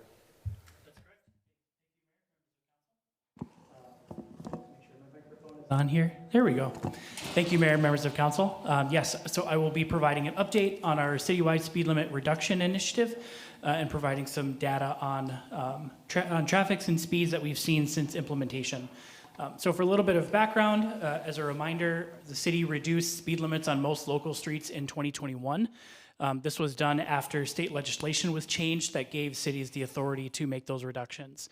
This initiative was intended to improve safety and mobility for all modes of transportation and supports goals within our comprehensive plan, Living Streets Plan, Ped and Bike Master Plan, and our Active Routes to School Plan. As part of that implementation, staff committed to evaluating the impact several years after implementation, which is why I'm here tonight. So what I'll be doing is sharing some speed and crash data, some community feedback, and then some results of our literature review. This project was funded by the Pedestrian and Cyclist Safety Fund. Total implementation costs were about $12,000, so slightly above the $10,000 that was estimated. And that money went toward about 245 signs within the city that were either removed, replaced, or added by our public works staff. This engineering and the communications department, shortly after implementation, launched our Drive 25 campaign to raise awareness about the change in speed limits. We used a number of communication channels, including Edition Edina, Agenda Edina. We had advertisements in the Sun Current. We used social media posts, public service announcements, YouTube ads, and we also created promotional car coasters that we've handed out at various community events. On the enforcement side, Edina Police Department issues about 14,000 to 16,000 citations per year. About 52% of those are speed related. Police department uses a radar speed trailer that they kind of rotate throughout the city based on complaints that they receive from residents or complaints, issues that we discuss at the Traffic Safety Committee. EPD also does occasional targeted enforcement in various areas around town. In 2025, the engineering department purchased our own temporary dynamic display speed sign that our traffic safety coordinator uses throughout the city at locations, again, based on where he is getting feedback from residents where there are speed concerns. So that sign rotates to a new location approximately every 2 months. As part of implementation of these reduced speed limits, staff had recommended no additional police enforcement dedicated to enforcing the new speed limits. The rationale behind that was that our traffic data at the time indicated that the majority of drivers on our local streets were traveling at or below the posted speed limit already. In addition, the industry kind of best practice is that physical changes to the roadway are a more effective and sustainable long-term strategy to addressing speeds. So these are the results of our speed analysis. What we did is we collected speed data at 60 locations before implementation and 60 locations after implementation. And we looked at a 3-year window for each. So before implementation is 2018 to 2020. After implementation is 2022 to 2024. The results here are broken down based on roadway classification within our Living Streets plan. So the local streets are generally our lowest traffic streets, and then as you go down the list, they get higher traffic. So local connectors, collectors, and minor arterials. And you can see across almost all 4 categories, we saw speeds increase after implementation. These are, I should add, these are 85th percentile speeds, which is typically the speed that is used to set speed limits. Something interesting to note here is that the minor arterial streets within our city, those speed limits were not changed. So those were 30 miles per hour before and 30 miles per hour after. And even on those streets, we saw an increase in speed by 2.7% or 2.7 miles per hour, or about 7%. So that kind of provides a control point for us. We also looked at available crash data provided through the Minnesota Department of Public Safety. Again, we broke it down into that 3-year period before implementation and 3 years after implementation. What we saw was that the average annual number of crashes was comparable for those 2 periods. A significant number of fewer crashes were reported in 2020 and 2021, which is comparable to what a lot of other agencies saw as a result of the COVID-19 pandemic. Those rates did return to pre-pandemic levels by 2022. The distribution of crashes by jurisdiction is comparable before and after implementation. So about 20% of crashes occur on our local streets, 36% on our municipal state aid streets, and 44% on our county roads within the city. Over the period of this analysis, no fatal crashes were reported on local streets within Edina. Serious injury crashes more than doubled on our municipal state aid and local roads. They're both still below 3%, but again, those pretty significant increase. On county roads, we saw minor and possible injury crashes decline, and we saw property damage crashes increase. On pedestrian and bicycle crashes, as a percentage of total crashes, those remain consistent on county roads at about 3%. And then we saw an increase on MSA roads from 2.3% to 6.6%, and an increase on local roads from 2.6 to 5.8%. If you recall, our quality of life survey asks the question of respondents, how much of an issue do you see as traffic speeding in your neighborhood? The results of that question are shown here with the percent of respondents who reported traffic speeding as either a moderate, major, or an extreme problem. And you can see at 2025, we're at about 41%, which is the same rate that we saw in 2017 and 2019 before the pandemic. So we dropped a little bit during COVID to 34%, but we've slowly come back to pre-COVID levels. We also reviewed available studies that other agencies have conducted on other cities and agencies that have reduced speed limits. The first one was a report from the Local Road Research Board in 2023, looking at the impact of speed limit change on urban streets. This study looked at the city of St. Louis Park, who also reduced speed limits in 2021. And they looked at a period of a couple months before implementation and a few months after implementation.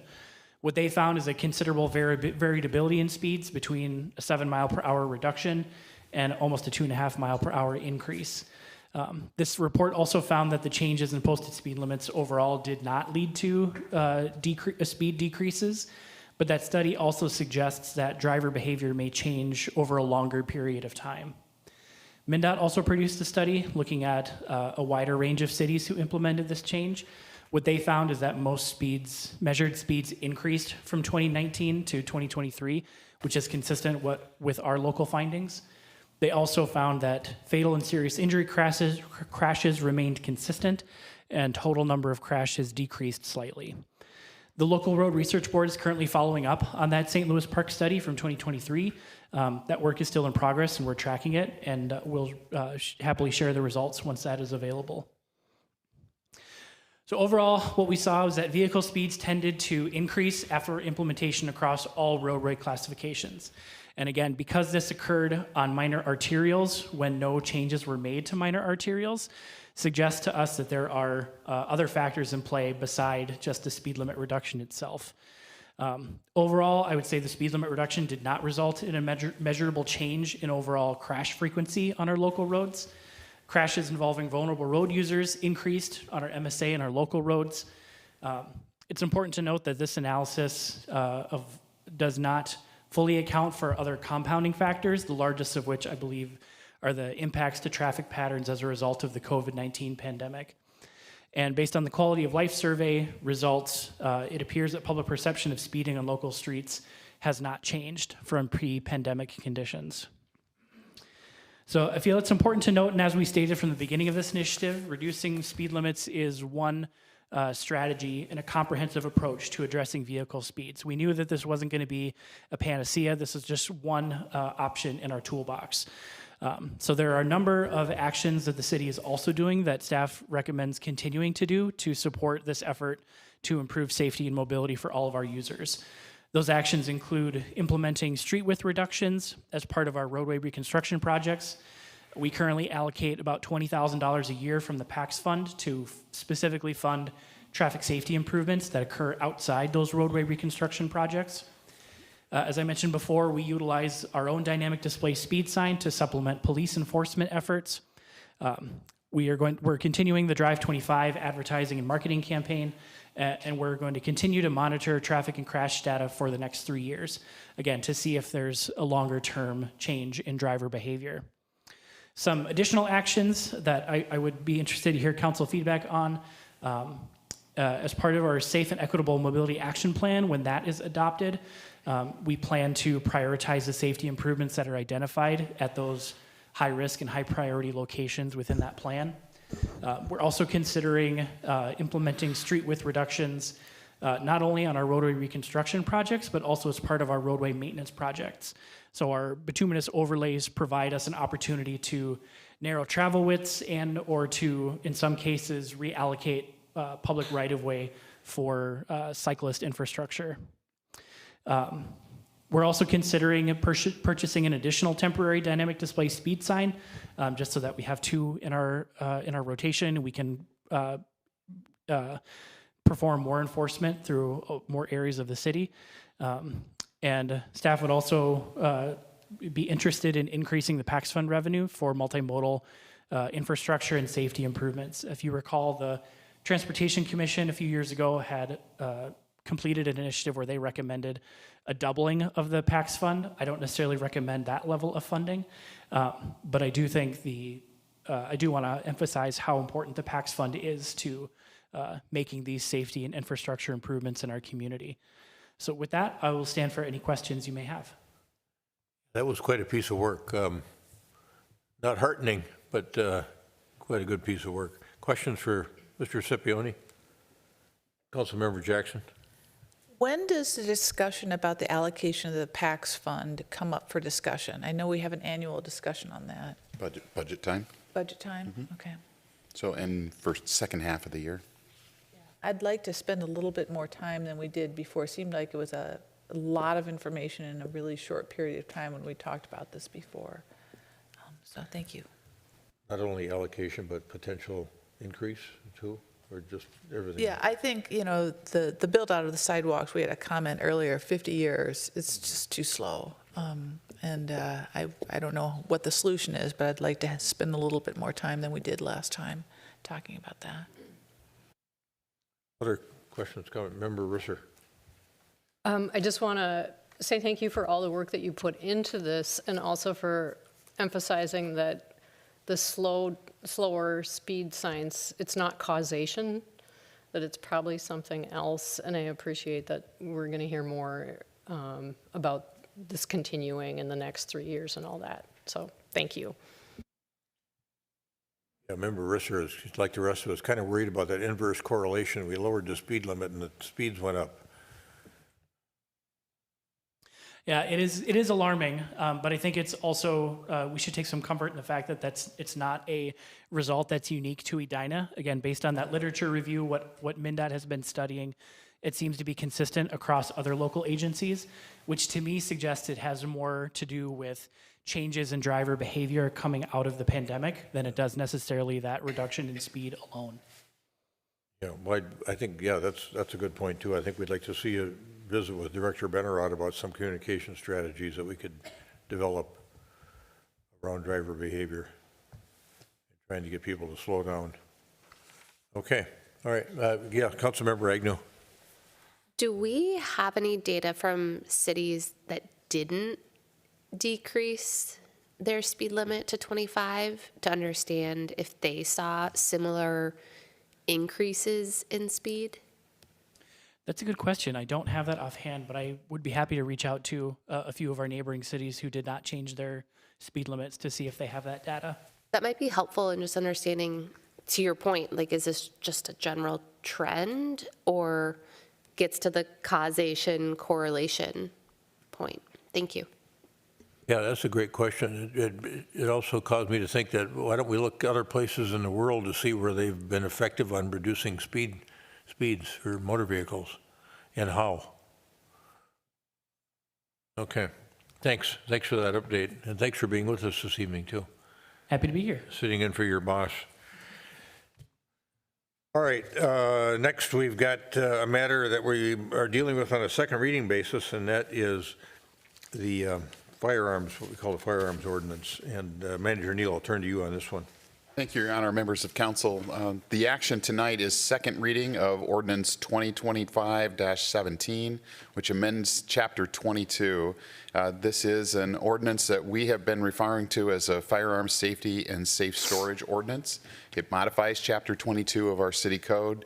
You have previously, you had a special town hall meeting on this matter on January 6th. We had, we think 45, something like that, 45 residents that came and spoke to you that night and talked to you about their concerns. This has had a previous unanimous approval on first, no, excuse me, not unanimous, but 4 out of the 5 of you voted for the ordinance on its first, on its first run, and you're here tonight for second and final reading of the ordinance. All right, thank you. Other questions for Manager Neal? No changes have been made from the time you first voted on this ordinance. Yeah, we've really got 2 things to be thinking about. I guess the second one is predicated on success of the first one. Is there a motion to approve the second reading of ordinance 2025-17, which amends chapter 22, miscellaneous offenses, to add article 11, firearms, to our city code? So moved. Second. Member Agnew moves. Member Pierce seconds the adoption of the motion as stated. Any further discussion? Risser. I am going to stay with my vote to abstain, and part of it is the St. Paul case has not been resolved yet, to my understanding. And I also remain concerned about the implications of lifting the preemption and having individual cities set legal rules around firearms and getting kind of this patchwork that we've talked about before. So I just want to say that. Thank you. Thanks for that comment. All those in favor of adoption of this proposed ordinance on a second reading basis, say aye. Aye. Aye. Opposed? Abstentions? Abstention. All right. We've got the ayes have it, 4 ayes, 1 abstention. The motion to approve on a second reading basis ordinance 2025-17, amending chapter 22, miscellaneous offenses, to add article 11 on firearms is approved. Next, we need to get that published. And I need a motion to approve the summary publication of ordinance 2025-17. So moved. Member Agnew moves. Member Pierce seconds the motion to approve the summary publication of ordinance 2025-17. Any further discussion? Member Risser. This came up when we talked about the parking, and I had the ordinance that was in our code that was non-compliant with state statute. And I think it's really important as we move forward and we're adding information to our code that is non-compliant with state statute, that we have a way for residents to know that that is the status of it, so that they don't read through the entire ordinance and then at the very bottom they find out that it doesn't really go into effect until something happens. And so I was just thinking, what is a way we can do that? And I just want to toss that out there for people to think about. You know, maybe we have a highlighted way, you know, we highlight the text that is out of sync with state statute so that it's just clear. Just a thought, and I figured this was a good time to bring it up. Thank you. Manager Neal. Two things. One, Clerk Allison and I and City Attorney can talk about how to do that. Second thing is to let you know that this new procedure of adopting the summary ordinance immediately following the ordinance is something you're going to see more of, instead of waiting another 2-week period to just take that final, you know, somewhat perfunctory action by the time you take it. So you'll see this more. Okay. Need a vote on this, don't we? Mm-hmm. Yes, we do. All those in favor of approving ordinance 2025-17 for publication, say aye. Aye. Opposed? Abstentions? Oh, we got it all. We got all of us. That's a 5/5 unanimous. Yeah. I would not say don't put it because you all approved it. So anyway. Okay. All right. The motion is approved. It will be published, and we'll work on some clarifying language with respect to that gives people a heads up that it's contingent in nature. All right. That takes care of 9.4. We're on to 9.5, which deals with lawful gambling, the commencement of lawful gambling in the city of Edina, potentially. And this is ordinance 2026-02. And I think, did you want Clerk Allison to take this matter? Yep. Clerk Allison, go ahead. Thank you, Mr. Mayor. Council members, bear with me for a second while I pull up the presentation.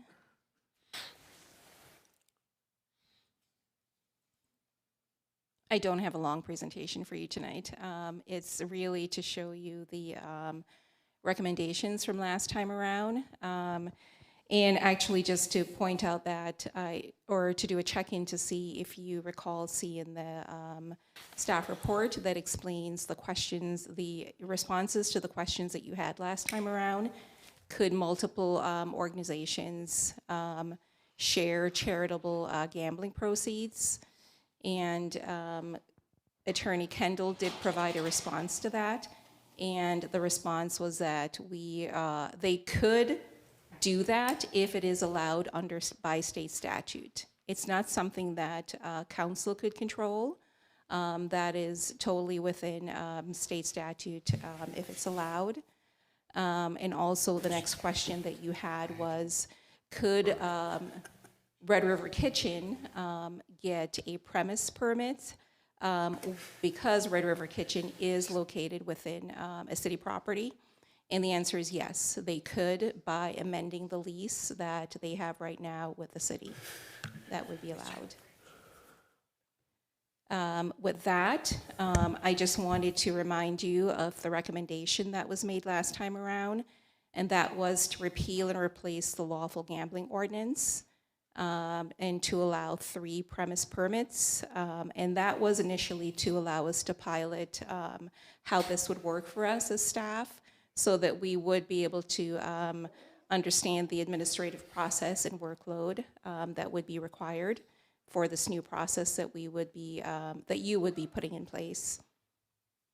In red, what you're seeing on the screen right now are a couple things that you can consider.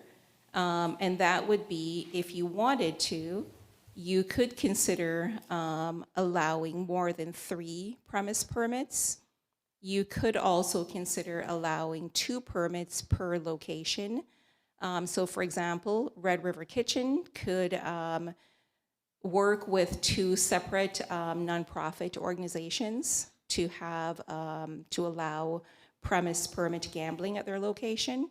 We don't know if Red River Kitchen would find that appealing, or if the nonprofit organization would find that appealing, or if that would be competitive to each other. You could also limit the number of premise permits for a single organization. So for example, staff is recommending only 3 premise permits at this time. And if you wanted to, you could put in the ordinance that the Ed Fund, for example, could get 1 of those 3 permits. The Hockey Association could get 1 of those 3, and then there would be another one left over for another nonprofit organization. These would be issued obviously on a first come, first served basis, but if you were to allow 1 premise permit per per organization, then there wouldn't be a need for the Hockey Association to rush to get all 3, for example, or the Ed Fund, for example. There wouldn't be a competition to get 1 of the 3 premise permits that we have, or trying to get all 3 of the premise permits. And continuing on down the list, as a reminder, we recommend that it would only be available to nonprofit organizations located in Edina. 70% of the net gambling proceed would be spent in the trade areas, and the trade areas, again, are all cities contiguous to the city of Edina. And the 3% of the gambling tax cover the cost of regulating lawful gambling, and 10% of net proceed would be donated to a city-administered fund, with the council determining what the fund would be used for. And eliminating the background checks for exempt gambling, that would be an example of OLG performing a raffle gambling event. And our process right now is to complete a background check on the treasurer and the president of the nonprofit organization. And by approving this ordinance, you would be eliminating that. And it would be overseen by the gambling board. And then, of course, amending the liquor ordinance to allow lawful gambling within liquor establishments. And lastly, Councilmember Agnew had asked for some feedback on the ordinance, and we posted it on Better Together from January 27th until February 3rd. And though we had 23 visitors to the site, we did not have any feedback at all. And with that, I can stand for any questions you may have. Questions, Member Jackson and Member Risser. So I don't know if you know the answer to this, because I think it's under state law, but isn't there some qualifications for the nonprofits that qualify to do this, that they have to be of a certain size? That I don't know.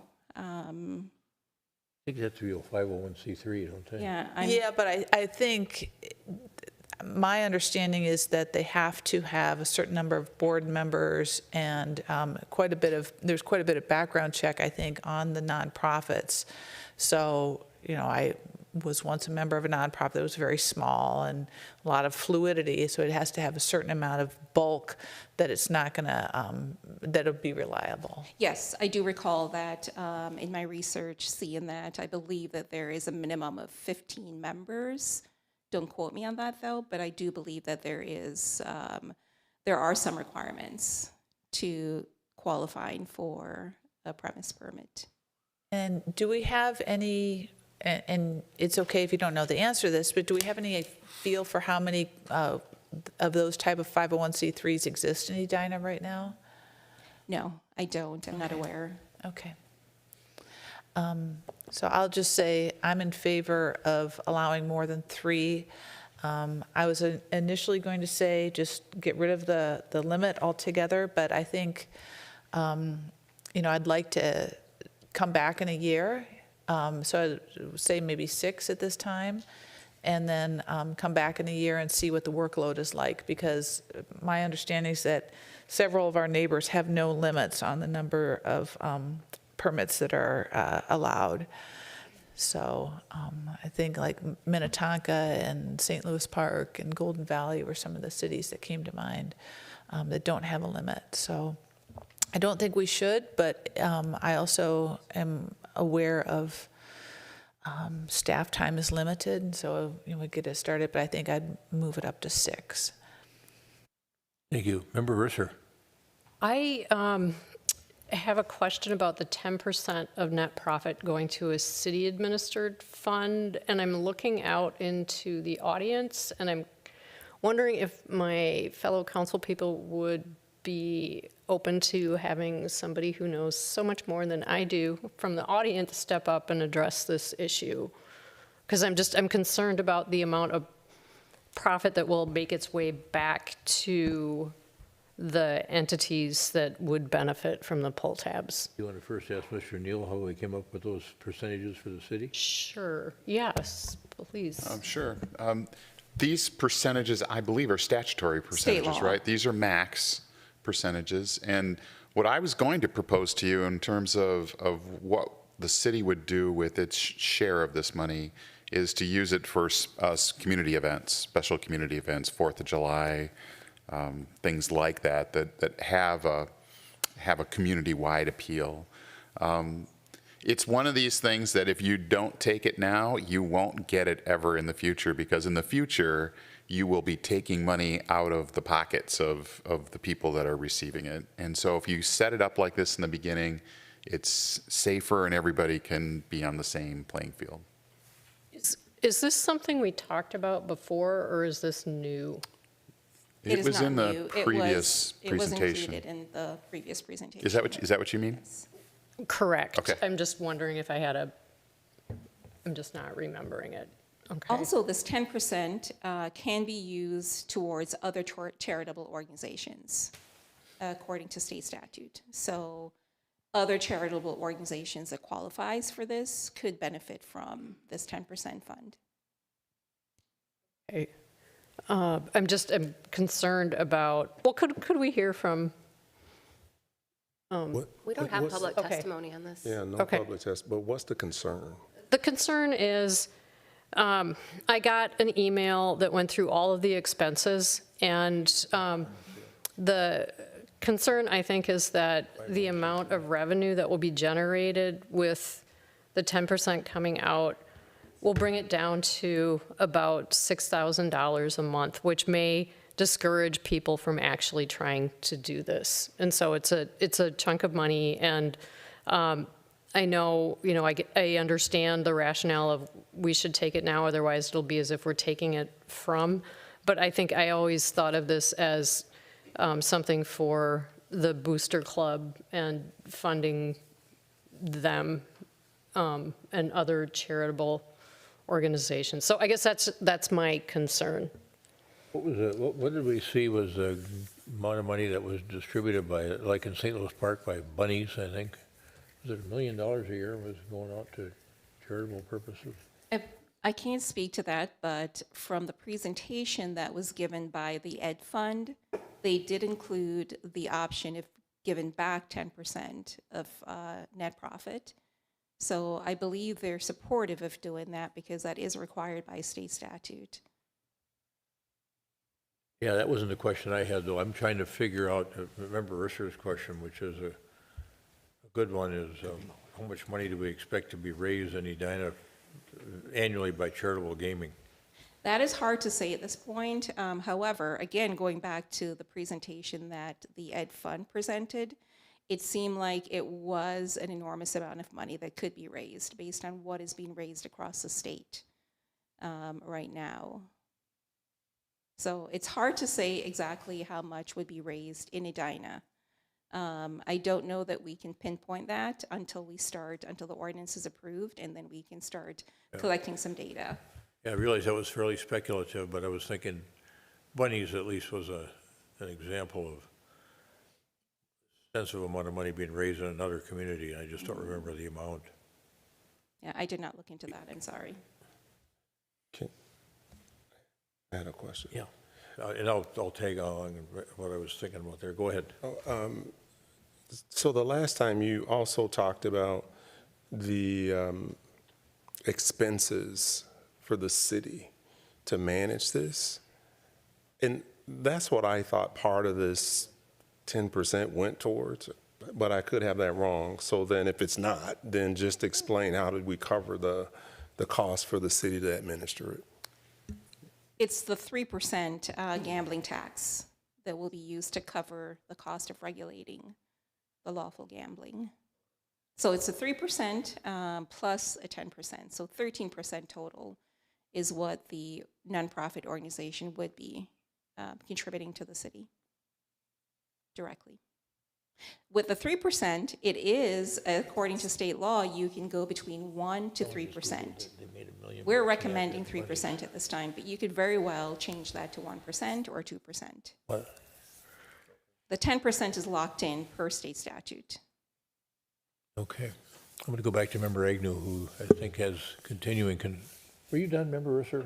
Did you have some follow-on? I do want to say I would like to support this. My preference would be that we didn't take the 10% so that there was more revenue flowing to the nonprofit charitable organizations as this gets launched. I think that's important, but that is my preference. So just to be clear about that. Yeah, okay, thanks for that. Member Agnew, I know those concerns you expressed last meeting continue.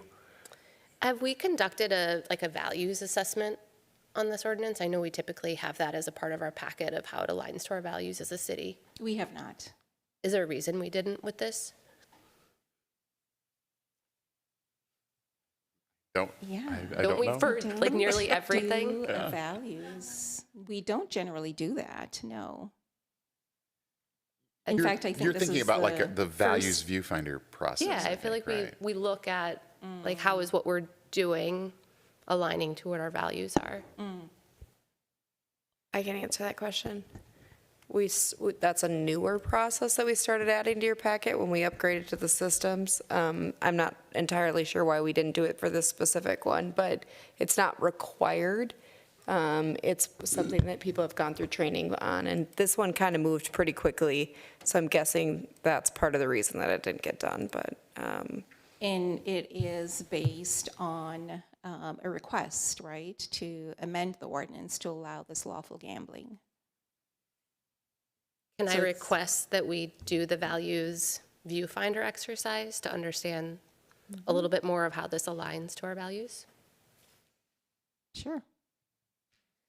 I think the other question that I just had broadly is kind of the why we want to do this. So we've heard it's for the students, it's for mental health, it's for hockey. But we're talking about potentially allowing something that is also known to be harmful for benefits of nonprofits. But the ordinance, as we have it in front of us, doesn't guarantee that the nonprofits benefiting will be related to students, related to mental health, or related to hockey. And so if that is what our ultimate objective is to directly support the institutions that have come forward with this, I think it's worth giving some analysis to, is there a different structure that makes more sense given our extremely limited number of facilities across Edina? I do know that when we had our presentation, they had some other like cities from a figure of estimates of the revenue. I don't think that we're comparable to White Bear Lake and some of those other ones that they used. But I think that we do have time. There's nothing pressuring us to make this decision right now. And one potential alternative that could better target this to where we as a council would want the funds to go is if we said, why doesn't someone create a Edina Public Schools and Sports endowment that is directly receiving the funds from all of the institutions or all of the facilities, premises that have charitable gambling. I think if we think a little bit more about the why and balance it out with the known harm that we're potentially creating by allowing this, I think we can better target to meet more of the needs that we have rather than just saying, yeah, go ahead and have a free-for-all and maybe Edina Hockey Association will get all 3 facilities or 6 facilities, right? I just don't really know what it is that we're opening up, nor do I know if it's going to directly result in that outcome that we're hoping for. Yeah, it's interesting that you went down that path because I've been thinking about this since we talked about it last time and had a conversation with the executive director of Edina Give and Go and asked her to speak with Ms. Rendelman about it because I was struck by that same thing when I left the chambers a couple of weeks ago and thinking, well, wait a minute, this is just a race to the bar, you know, and you think about all of the great nonprofits we have and the pressure they're under now, particularly in this environment that we're in with increased demand for rental assistance and food security. You know, you got the Ed Fund trying to do the good work they're doing that Ms. Rendelman got up and talked about. You got Edina Give and Go. You got the Edina Community Foundation.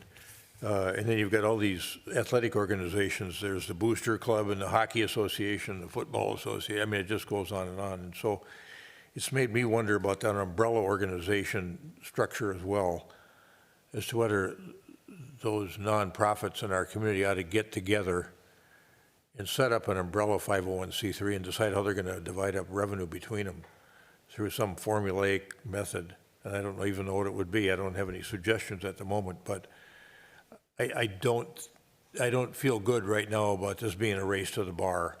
And some are going to really profit handsomely and use it for good purposes, and others are going to be left out and left to their usual devices of trying to raise funds from sources that they otherwise use for donations when there's greater and greater pressure all the time. And this is a source of revenue it's a new line of revenue that should be enjoyed by just more than a couple organizations, I think. It's my feeling. And I don't know how to do it, but I'm not comfortable allowing 3 licenses and have it be a race to the bar to see who gets those licenses first.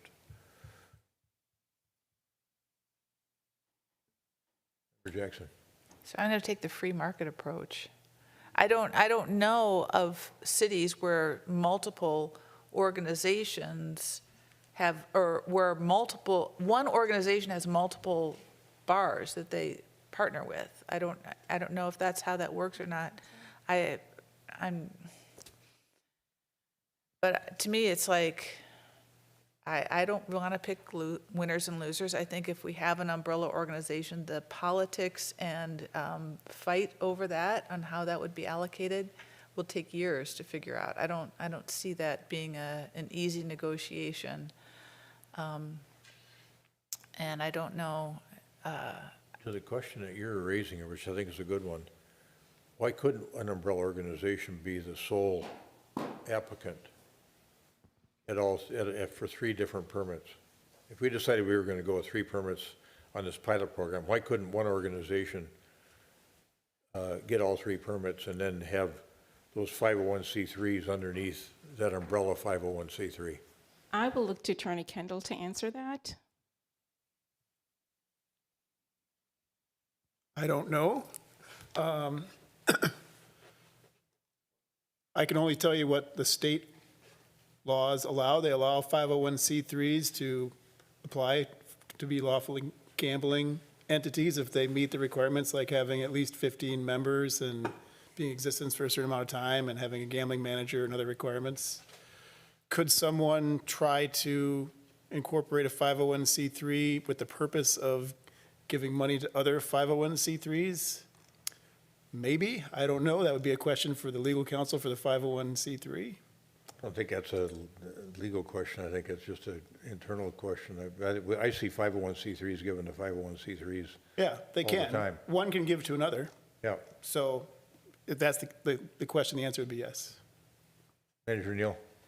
One of the downsides to that arrangement is that it divides the pie up into so many little slices that it may not even be worth it for people to participate. Because when I'm doing the math in my head about how many of these maybe there's 100 organizations that would fit that bill.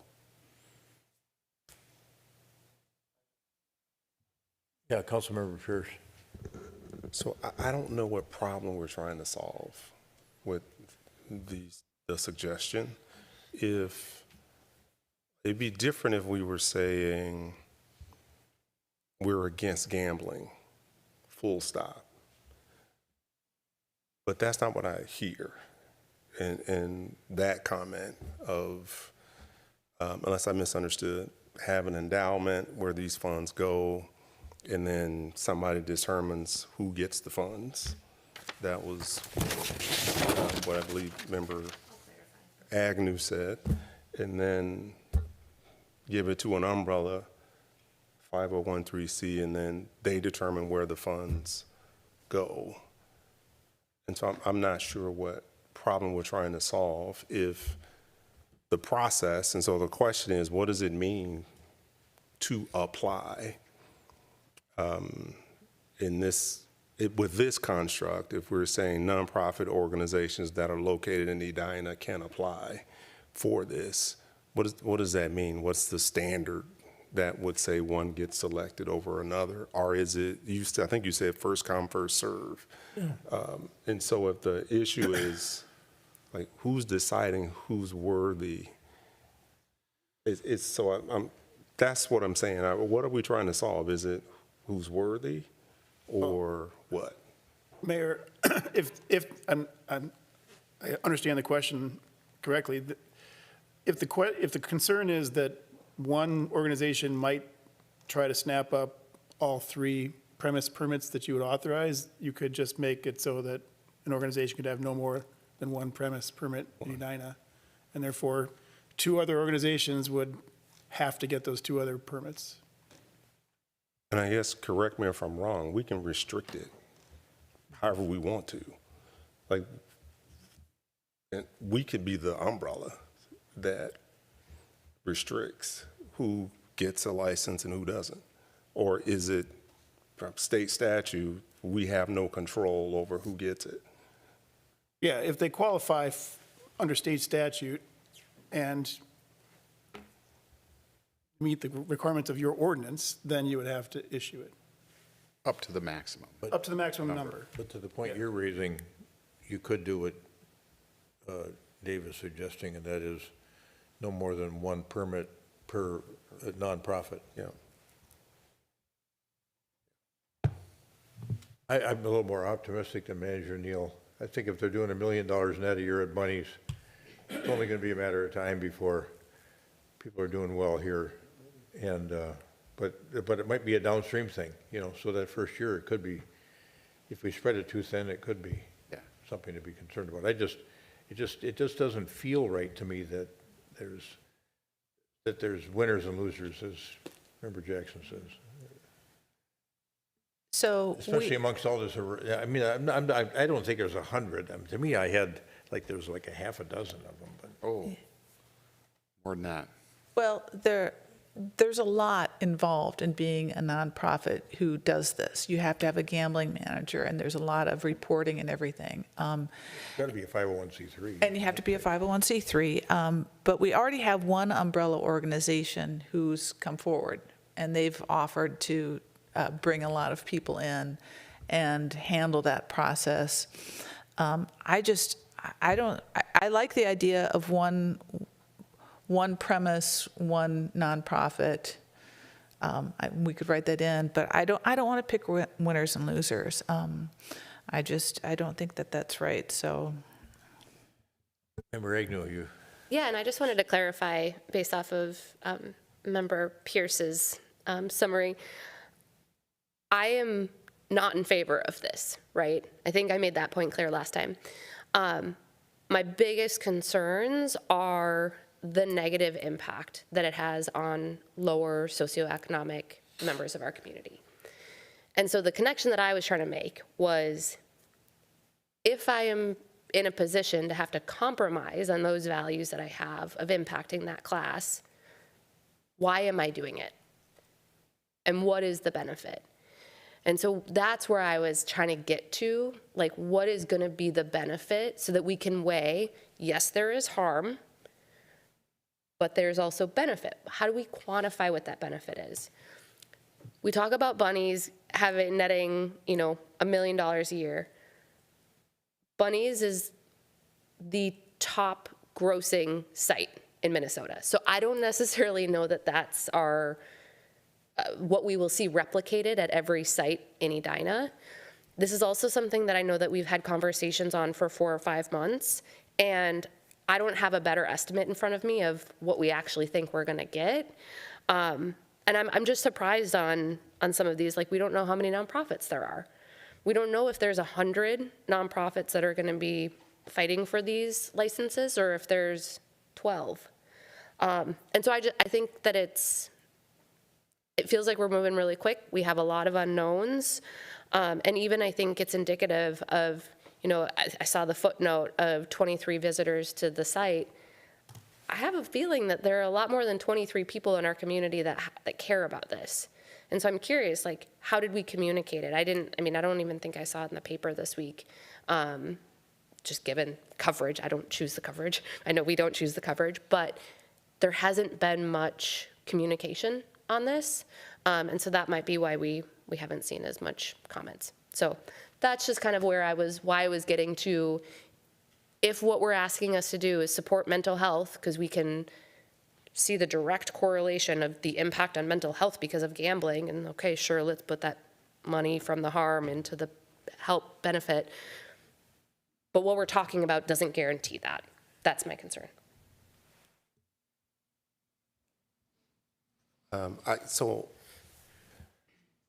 I principally, I try to honor my own personal principle that I don't judge other individuals.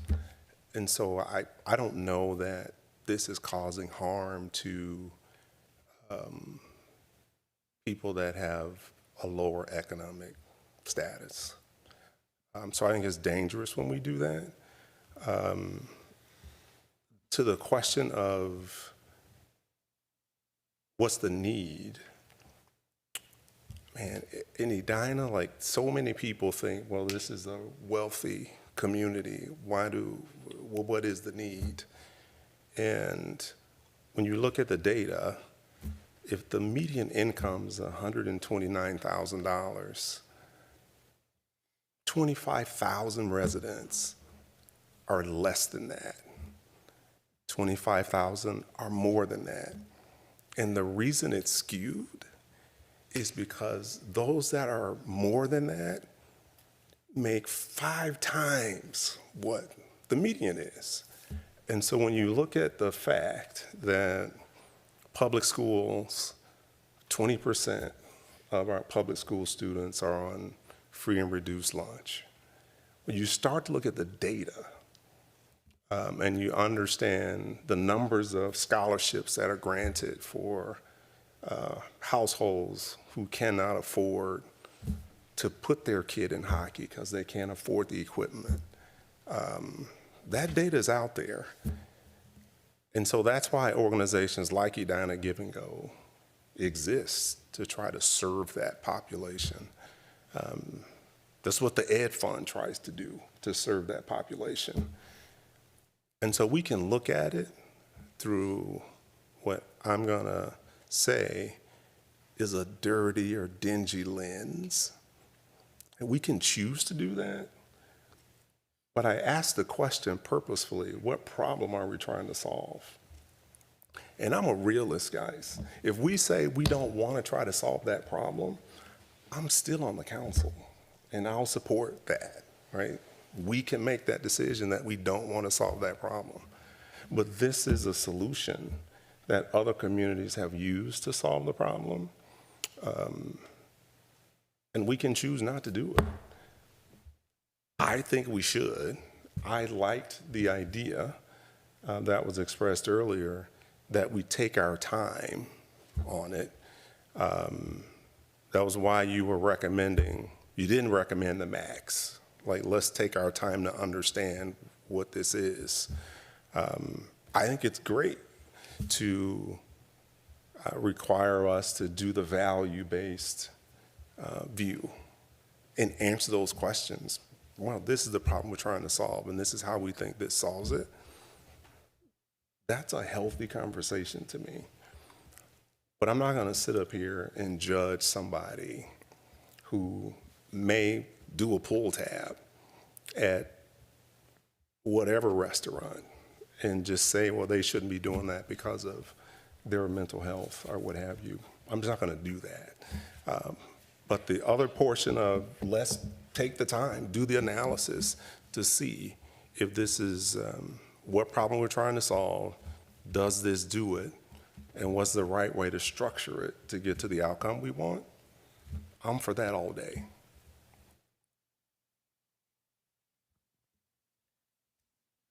Go ahead, yeah, Member Agnew, go ahead. So one thing I would be curious on, and this is just based off of the example that you gave, Member Pierce, how many students in Edina who are on free and reduced lunch don't have equipment to play hockey? Right, like that's a tangible question where if we talk to Edina Give and Go, like they might be able to answer that for us of what is the unmet need that exists within our community? Because I also heard we had a fundraiser last week, we raised $40,000, and that's amazing, right?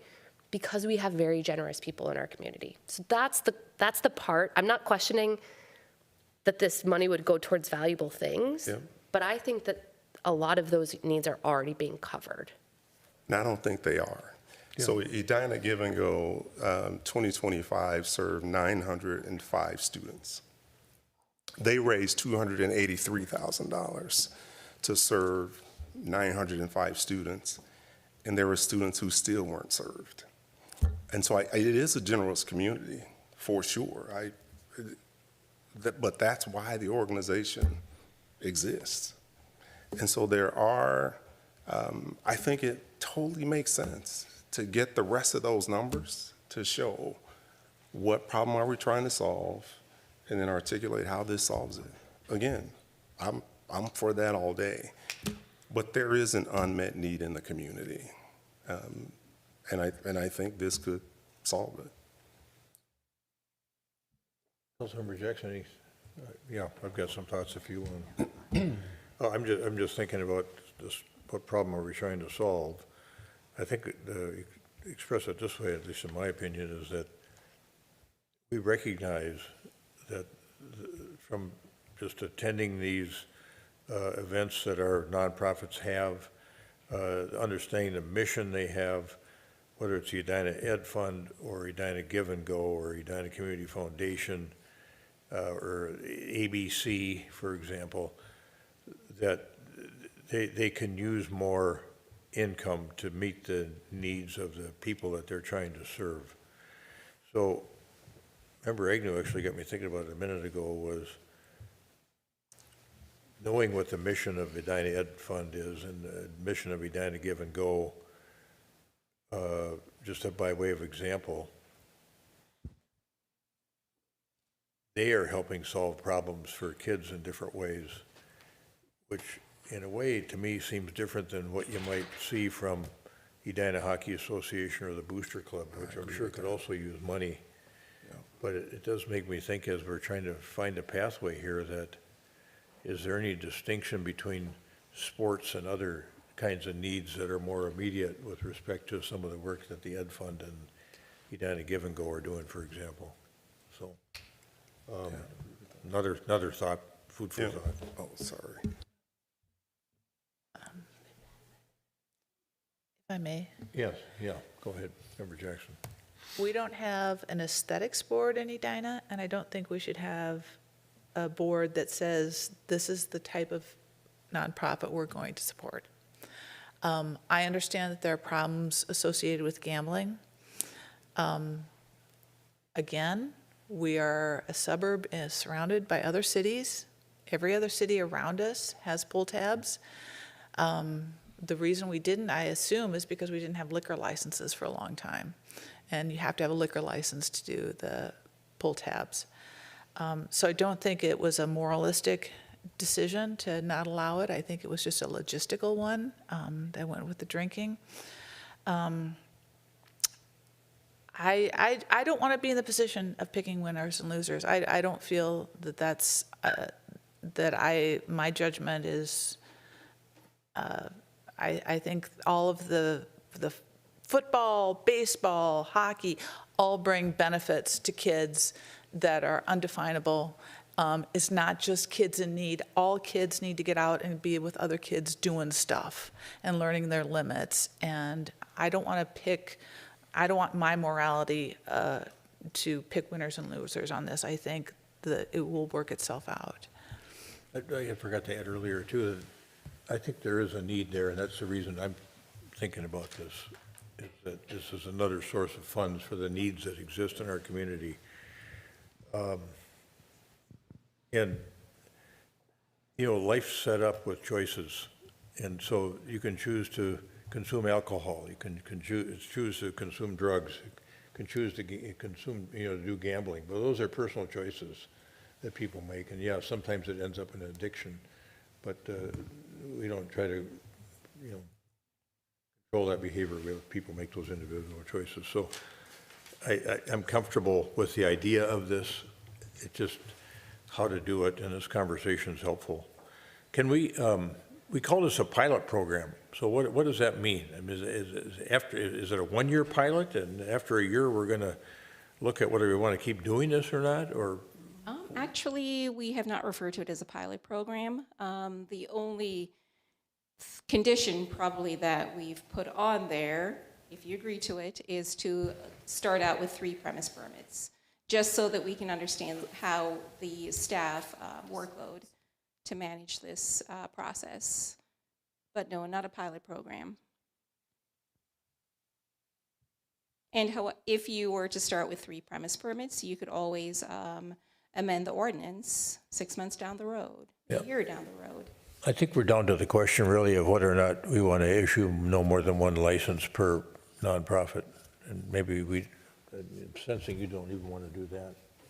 No, I think I don't want one excuse me. I don't want one nonprofit to monopolize. I like the idea of limiting, 1 nonprofit per. One per nonprofit, thank you. Per nonprofit. Yeah, I think that's a good idea. I just don't want to say, these are the 3 nonprofits because they align with my moral vision who are going to be able to do this. I just think that I don't want to pick winners and losers in that way. So I would lift the number altogether. The staff has said they want to take some time to learn how this goes, so I think 6 would be fine. 6 instead of 3? 6 instead of 3, and then come back in a year and say, this is more work than we thought, or it's not any work at all. The gambling board does it all for us, and we could have unlimited. But I'd like a review after a year. What on this 3 versus 6 issue? We haven't even talked about that. No. Any thoughts on that?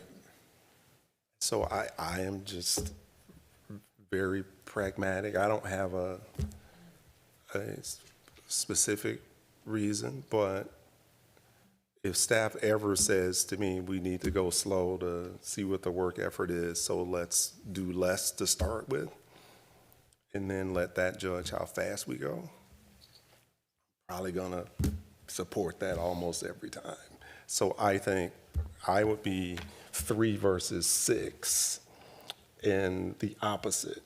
If you come back and you say, yep, there's more demand, or yep, it's not as difficult to manage or whatever, we could do more. then I would add more. Well, think about it in terms of facilities in Edina where you could secure a partnership with somebody and have your permit in play. Would we want that to be limited to 3 facilities? Or would we just be comfortable with 6? Because, I mean, there's more than 3 places. Right. You could actually have an effective license, I think, or a permit in place. Can't tell you who they are, what places they are right now, but. Keep in mind too that an organization might not be able to be ready for a premise permit because of the amount of work and all the qualifications that they need to meet. So. Sorry. I think in that way it would be self-limiting. So I don't think the number that we choose. Yeah. I do go back to something Member Agnew said, but there's there's no rush, like we're not on a train, right? There's no light on a train track that we're walking into. And so I personally think it makes sense for us to gather some of that information. How many establishments are there? Even if we were to find out how many nonprofits would be interested, we've only heard from the Ed Fund.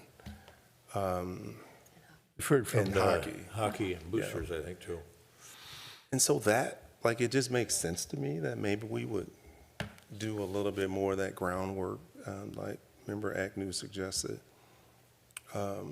before we make a decision on something that I think has a fairly big impact in our community. Is there any thoughts on this number? Let's do 4. No. Sorry, but I do, looking at it from a higher level, we are the only community that does not do pull tabs. And a lot of the things that Member Jackson has said really resonate with me. And I think we are at a point where there are organizations, including the Ed Fund, that need to have more revenue streams. We did talk about this. I think we could gather more information, but I think we could also get mired in doing that. And so I guess I'm kind of thinking it would make sense to move forward with 6 and see how it goes. I don't know, or 3, we could always add more. But I do feel comfortable moving this forward for a vote tonight. If we went the 6 route, do people still want to have 1 per organization or? Yeah. Member Agnew, we're testing your limits here on. No, you're good. You guys can do what you want. So you're where you want to be. Yeah. I have no preference between 3 or 6. Did you come to any epiphany in the last 30 seconds? No. You're good either way? Yeah, I'm fine either way. How about our clerk? Well, since you're asking for my opinion, we chose 3 because based on the recommendation that we got from Kathy when she met with us and when she presented to you, in her presentation, she talked about the number of premise permits that, at least a couple of the questions that we asked were, what were the number of permits that other cities were issuing? And they were averaging around 2 or 3, none but 6 that I'm aware of. So, and that's where we came up with 3. We thought 3 would keep us in line with what other cities were doing, and then that would be a good starting point. And if we do find that there was a really substantial need in the community, that we could always increase that. Yeah, we don't have to wait a year to do that. No, we don't have to wait a year. Member Jackson, you've had an epiphany. No, it's facts and law. The fact may be that there are only 2 in a community, but the ordinance doesn't say only 2.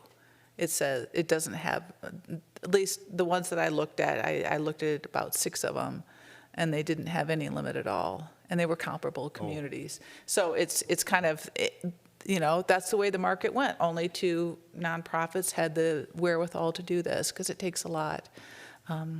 But it wasn't, at least in Minnetonka and St. Louis Park, White Bear Lake, and there was another one that I looked at, a couple others. They just didn't limit it, but in fact, they may be limited because it takes a lot to do this. But you could put a cap of up to 6, and it might self-limit, as you said. As we're talking about it, I think I'd like to have a little more flexibility in case we don't have to come back and revisit this and say, okay, we're going from 3 to 5 or 3 to 6.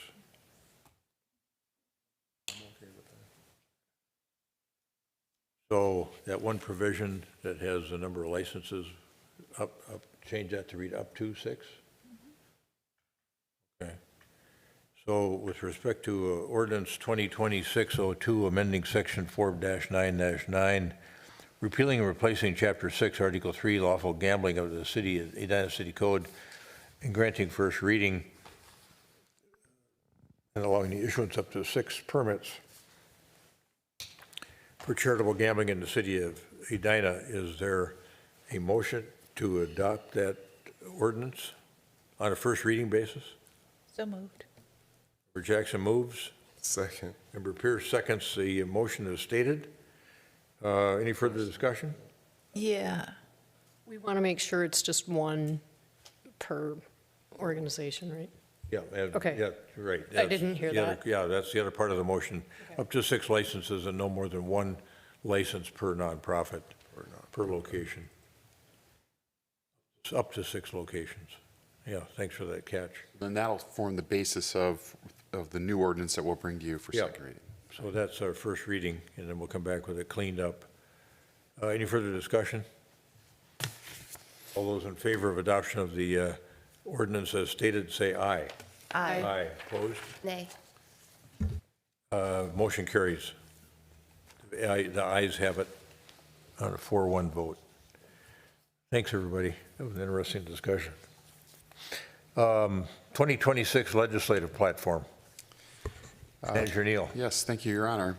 This item started, as it always does, with talking to our staff and talking to council members to see if you have items that you wish to include in the federal and state platforms for the upcoming session. We build this through November. We share it with you usually in December. We come together then in January, and we did come together in January, on January 20th, to have this in front of you that night, and also to have our joint meeting with our legislative group that same night. So the document that you're going to see that was included in the packet for tonight was the same as you've seen before, with 2 exceptions.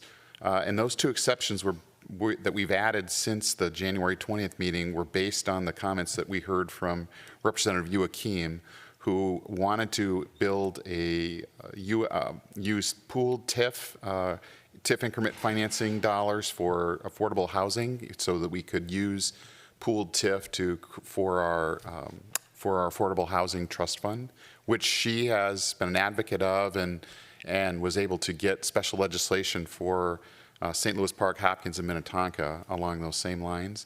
And the other one was an emergency rental assistance financing provision too. All other provisions are the same as you've previously seen them. The legislation, or our platform, is in general conformance with the League of Minnesota Cities, Metro Cities, Municipal Legislative Commission, and we hope that council will act on this tonight so that we can get it out to our legislators in time to be considered during the February 17th start of the legislative session. Happy to answer any questions. Yeah, questions for Manager Neal on the proposed legislative platform? We've been working on this for a while. Anybody have any questions? Okay. You want a motion on that, or? Yep. Okay. Is there a motion to adopt the proposed 2026 legislative platform in the form shown? So moved. Member Pierce moves. Second. Second. Member Risser seconds. Discussion? So the form that I have, there's some comments about lifting the firearm preemption from my colleagues, and I didn't know if people were comfortable with that. I am comfortable. I don't really understand why it's there, but I'm fine with it. Okay.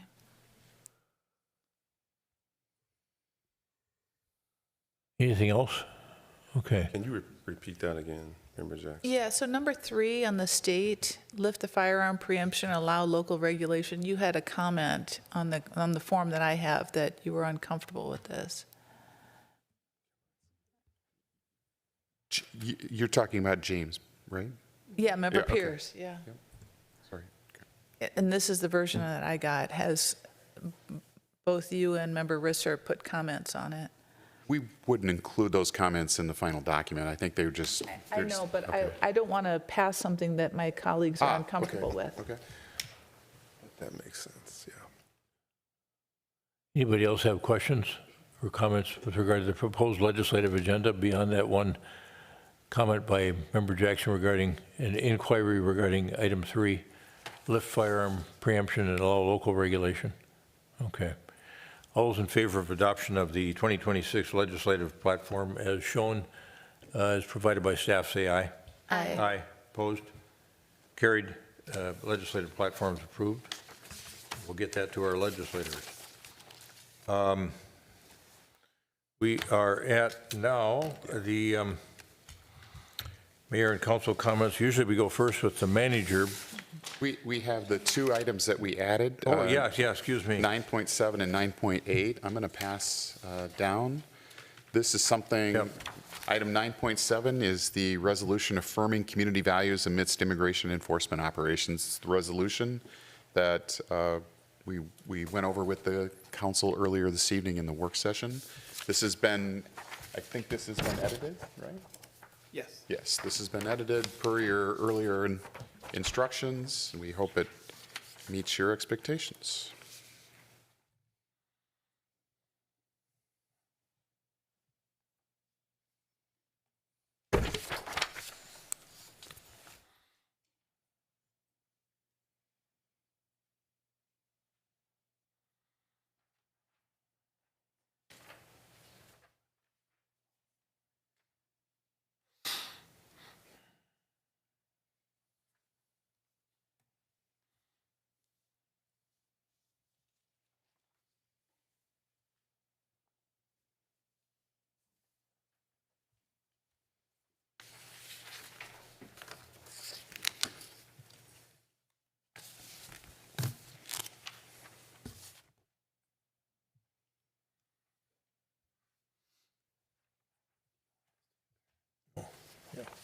And you're comfortable with this language in its form? Yeah. Yeah. That's outlined there. Right. Okay. Council members, we did some work on this in the work session, and want to make sure that this resolution, especially the 5 items at the end that are after the whereas clauses and embody the substance of the resolution in those 5 paragraphs, reflect what was intended by us collectively in our meeting. Are folks comfortable with this language as crafted by the city attorney? Yeah, I think that this represents all the changes that we wanted to see. So thank you for doing that so swiftly as well. But I think that this covers what I wanted to see. Others? Comfortable? Okay. The one question I have is, how can we get this out to the public, and do we want to, it's a lot to read right now, but the public hasn't seen this.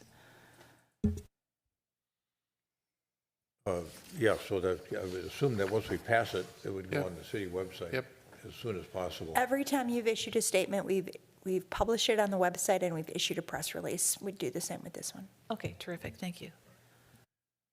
This is Resolution 2026. Doesn't have need another delineator on there? We do. Clerk Allison, is there a next number in line? I will assign a number to it, yes. What is it? Oh, were you hoping to get that number right now? Yeah, Yes. I was. So can't we do it right off of looking at this? Not necessarily, because there could have been Okay. numbers used up already. I'll take a look quickly here and let you know. The next one doesn't have a number, so if we want to consider that, we can too.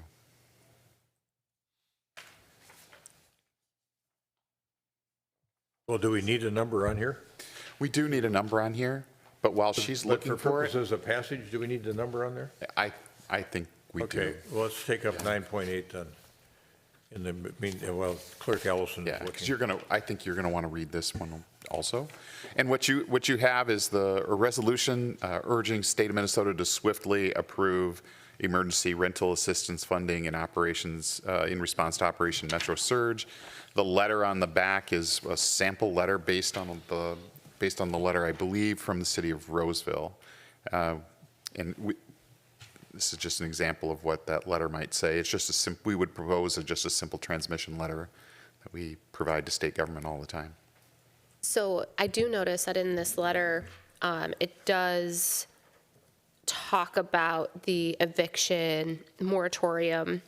So I just wanted to call that out if this is a part of something that we are approving. I know when we talked about it, there was pros and cons against it. I know if I can summarize those and not do a terrible job, there were some learnings from eviction moratoriums from COVID when the state also enacted one. Generally, there are concerns of kind of overall upkeep of buildings, I think, when that happens, and deferred maintenance that is already still being deferred because landlords have not been able to fully catch back up from that happening in COVID. And I also think there was another concern of not necessarily fully directing the support to people who needed it. There might be abuse of eviction moratorium, and if we instead focus solely on the emergency rental assistance funding and some of that other rental assistance, that could be better targeted. And I only wanted to recap that, one, because it was a big part of our conversation, and then we did have some people come in and speak tonight, and I think reaffirmed their desire to have us as a city support this eviction moratorium. The speakers that we heard tonight, I would say, changed my mind in the sense that I would like to see that as a part of the letter.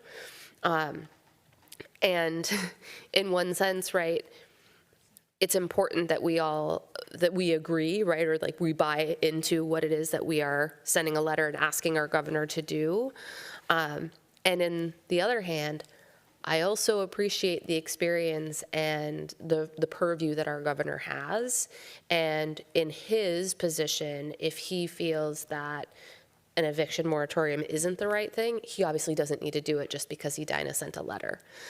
So because of that, I do think I like the letter as it is written. You like the letter? As it is written, with both Okay. rental assistance and the eviction moratorium included in our ask to the governor. I can tell you all that I had breakfast with with Ann Swenson this morning, who is head of the Edina Housing Foundation, and they've discussed this issue as well, and they do not favor an eviction moratorium.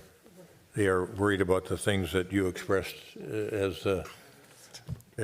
things that came to fruition actually during COVID. And while they like the idea of rental support, the Housing Foundation does not support this notion of a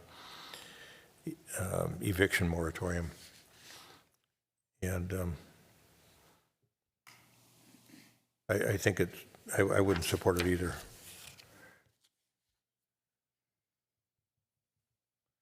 I do support the notion of the emergency rental assistance program being created. I think that's really important. Mr. Mayor, members of council, I don't think in paragraph 3, I don't think that this letter endorses the eviction moratorium. Yeah, well, I think Member Pierce was just correcting me on that. okay. I It expresses concern that unless there's rental assistance that goes with it, a moratorium isn't going to be effective. I think that's how we. And I that's how kind we of read that to mean we need both. Maybe. But I would say the point stands. Okay. I want to hear what other people say. If others support the eviction moratorium language, then we should include it.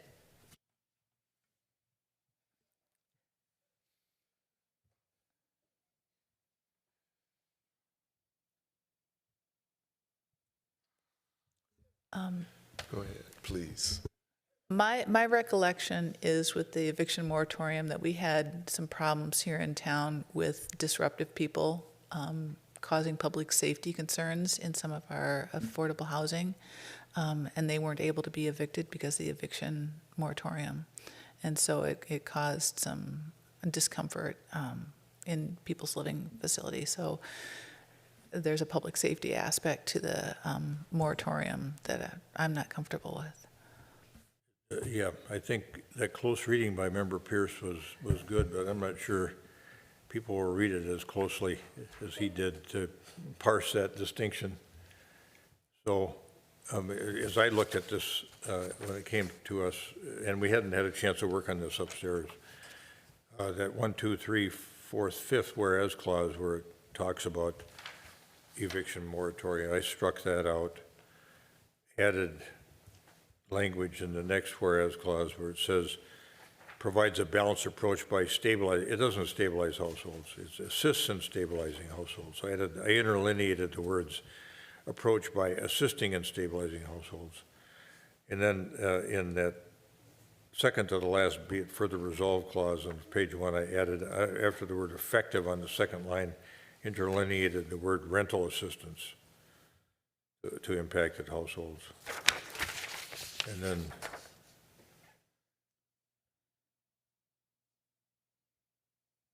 I think the letter could be modified accordingly by staff and you know, we don't have this as a separate document, but I suppose I could sign it on behalf of the council. You could. I think we would want to restructure it, just because if we are going to edit it, we can restructure it as well and try to get it out the door as soon as we can. So should we just hold off on this one? Well, you can. I mean, I know we all, I think, have the same view that Member Agnew had, that she expressed well upstairs, and that time is of the essence, you know. So, I mean, if we directed staff to fix the letter, yeah, and we adopted these changes I made to the resolution, would people be comfortable with that? And you want to see this, what I did? I can pass it around real quickly. Do you have a number for us? I do. Okay, let's do that one while this letter gets passed around. That one is 08, 08? 2026-08. Okay. Let's go back to 9.7 item on the agenda, which is resolution 2026-08, affirming community values amidst immigration enforcement operations. Everybody's had a chance to read that resolution. And is there a motion to adopt that resolution, 2026-08? So moved. Second. Member Agnew moves, Member Jackson seconds the adoption of resolution 2026-08, affirming community values amidst immigration enforcement operations. Any further discussion? All those in favor of adoption of the resolution say aye. Aye. Aye. Opposed? Carried. Resolution 2026-08 is adopted. I'll sign it right now and send it back to our clerk. He needs to sign it. Do the changes in the resolution look satisfactory to people, the ones I made? we can make that and have it ready tomorrow.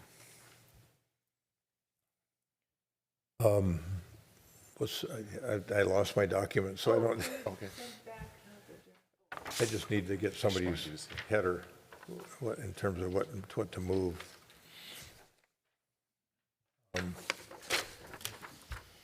Would you want to call this an amended motion, Mr. Kendall, or is it just a motion? Just a motion, is it? Yeah. We just corrected this thing. It hadn't been in front of us for Yeah, passage yet. it can be the original resolution. Okay. Is there a motion to adopt a resolution urging the state of Minnesota to swiftly approve emergency rental assistance funding to the citizens of Minnesota in response to Operation Metro Surge? So moved. Member Jackson moves. Second. Member Pierce seconds. The motion to adopt the resolution is stated. Any further discussion? All those in favor of adoption of the resolution as stated say aye. Aye. Aye. Opposed? Carried. Resolution is adopted. I'll pass that back down. And for the record, Mr. Mayor, that one is Resolution 2607. Okay. Thanks. All right, now we're back. We're back to the end of the agenda again.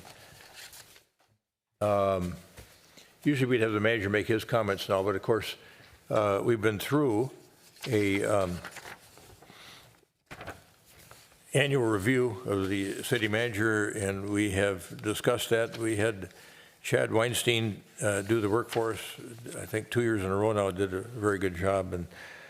And when we finish that work, which is done in a confidential sort of format pursuant to state law, we still have a reporting obligation to the residents of Edina as to the outcome of that annual performance review of the city manager. And I have, I'll make that statement now, that the Edina City Council conducted an annual performance review of City Manager Scott H. Neal on January 26, 2025 for his performance in calendar year 2025. The council assessed Mr. Neal's performance as fully satisfactory, noting particular strengths in his professionalism and leadership of staff and his expertise with respect to all aspects of municipal operations. Council also called for some improvements related to communications and sought Mr. Neal's leadership and continued improvements to the processes for budget planning and large projects, finding ways to better integrate community input into large municipal decisions and projects. So that is the summarization of the review that we conducted with Manager Neal on January 26, 2025. And let me go now to council comments. And, well, Manager Neal, I don't know, maybe we want to jump back to you and then we can come back to council comments. Sure. Yeah. I got to tell a little bit of a story here, and I know it's late, so I'm going to truncate. You're doing okay. I had an epiphany in the spring of 1983 in my poli-sci 312 class. Urban politics. Where else but Ames, Iowa would you go to an urban politics class? But we read a book in this class that detailed the life of L.P. Cookingham, who was this heroic figure who fought the Kansas City mob, and he was the city manager of Kansas City, and he's really well known in this profession today. In the Cookingham School of City Management, Urban Management, what is it? It's something we're looking at, right? Is still at Kansas University. I got my master's degree on May 26, 1988, and I became a city manager a week later in June 1st, 1988 in Norris, Tennessee. And I was there stayed there for 2 years. And then my career led me to Mount Pleasant, Iowa for 6 years, then to Northfield for 6 years, and then to Eden Prairie for 8 years. And then I was fortunate enough to become your city manager in 2010, and I've been here for 15 years. And I'm going to retire on January, God willing, on January 8th, 2027. I probably have more to say about that, and I will later as we get a little closer to that date. But I really have appreciated the partnership and the support from the council and from all the people I work with here, various consulting teams and partners that we work with, advocacy groups that we work with.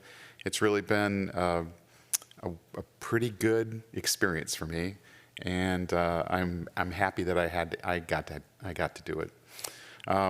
So I wanted just to leave you with that tonight. I plan to give you my best efforts between now and January 8th, 2027, and we'll work through the process of we wanted to talk a little bit tonight and maybe tee up a conversation about how do you get a new one when the old city manager goes? And so we've got some thoughts on that. I think we're going to share at an upcoming city council work session, and then possibly even at a retreat later this spring. So thank you. The time went fast. The time went fast. Thanks for all that great work. Really. So thanks. Give you a mini send-off right here. Early. Yeah. Too early. Yeah, the year early recognition of a job superbly done. Thank you. Over the years. I'm going to turn to Member Agnew, see if she has anything for the good of the order.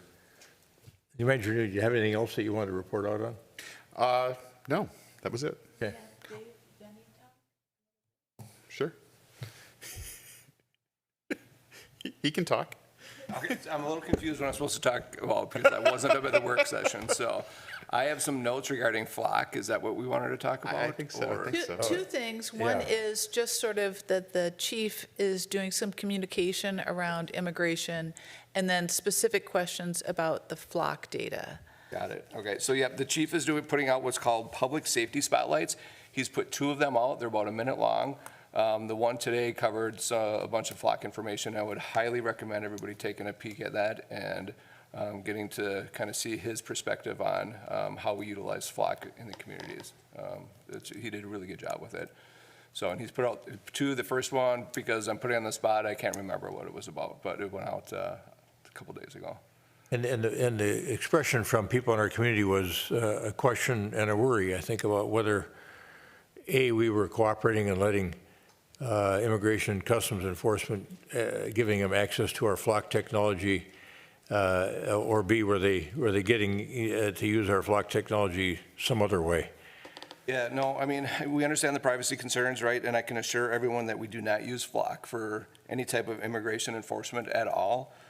We control the data, and we do not share that data with any outside agency. We would need to approve any request for the data. We have not approved any, and we do not participate in any type of statewide or national lookup for the flock data. We have audited our data internally to confirm it has not been accessed, and then flock also confirmed that no outside agencies have access or ever had access to our data. And then per our policy, LPR data can only be accessed on an active criminal investigation. So, we own the data. The city attorney reviewed our contract and confirmed that. And flock cannot legally share our data either.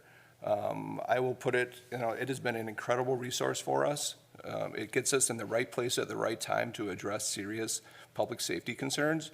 And we want to maintain that. And we want to maintain the public's trust in that as well too. Yeah, good. Thanks for that, Lieutenant. All right, I'm going to go back to Member Agnew now.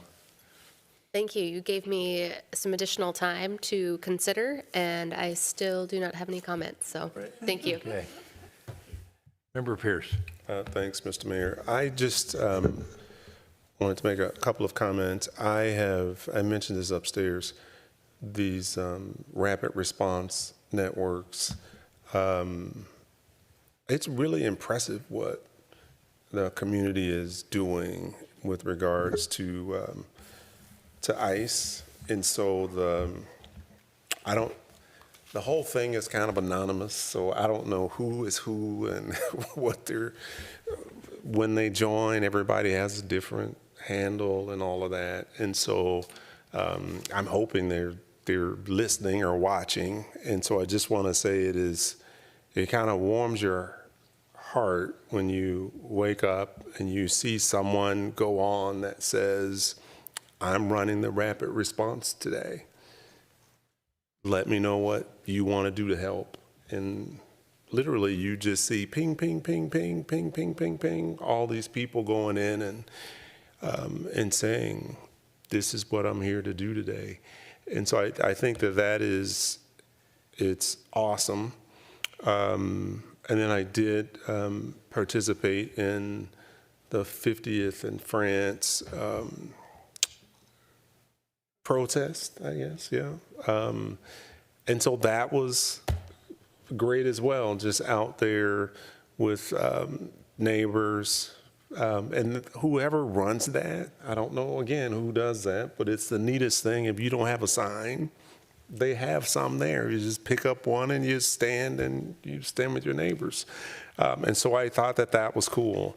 And then the last thing I'll mention, a friend of mine sent me a post, and I'm sure you guys have probably all seen it, but it said, if you ever wondered what you would have done during the Holocaust, during civil rights, or what was the third one? There was a third. You're doing it right now. So I have encouraged people, don't try to judge what you're doing based on what somebody else is doing. If you want to get involved, just figure out how you feel most comfortable being involved and just do that. And that will be enough. And so I definitely appreciate what the community is doing broadly, and it definitely warms your heart. So thank you. Thank you for that. Councilmember Jackson. Thank you. So I got to do something fun today. I participated in the History Day at the high school, and it's always wonderful to see young minds thinking about the past and its relevance to the future. I agree with you, Member Pierce, that we didn't. What would you have done during the Holocaust? And here we are. I think everybody with a good heart is doing all they can. It's not enough. And we're all doing the best that we can. I believe in the dignity of every individual, and I believe in the rule of law. And those are the two principles that are guiding me. And I have reached out to staff both at the school district and here, so in the future we can figure out a structure for these mass outpourings of volunteerism. People don't want to necessarily volunteer every day for the rest of their life for the city of Edina, but when these things occur, I'd like to see a structure where we can channel the energy to where it needs to be addressed. It's the courage that people have is very inspiring. It's just absolutely mind-boggling what we're living through. And I really think one of the recommendations that the staff task force put together is to start gathering data on 911 calls about ICE in our area.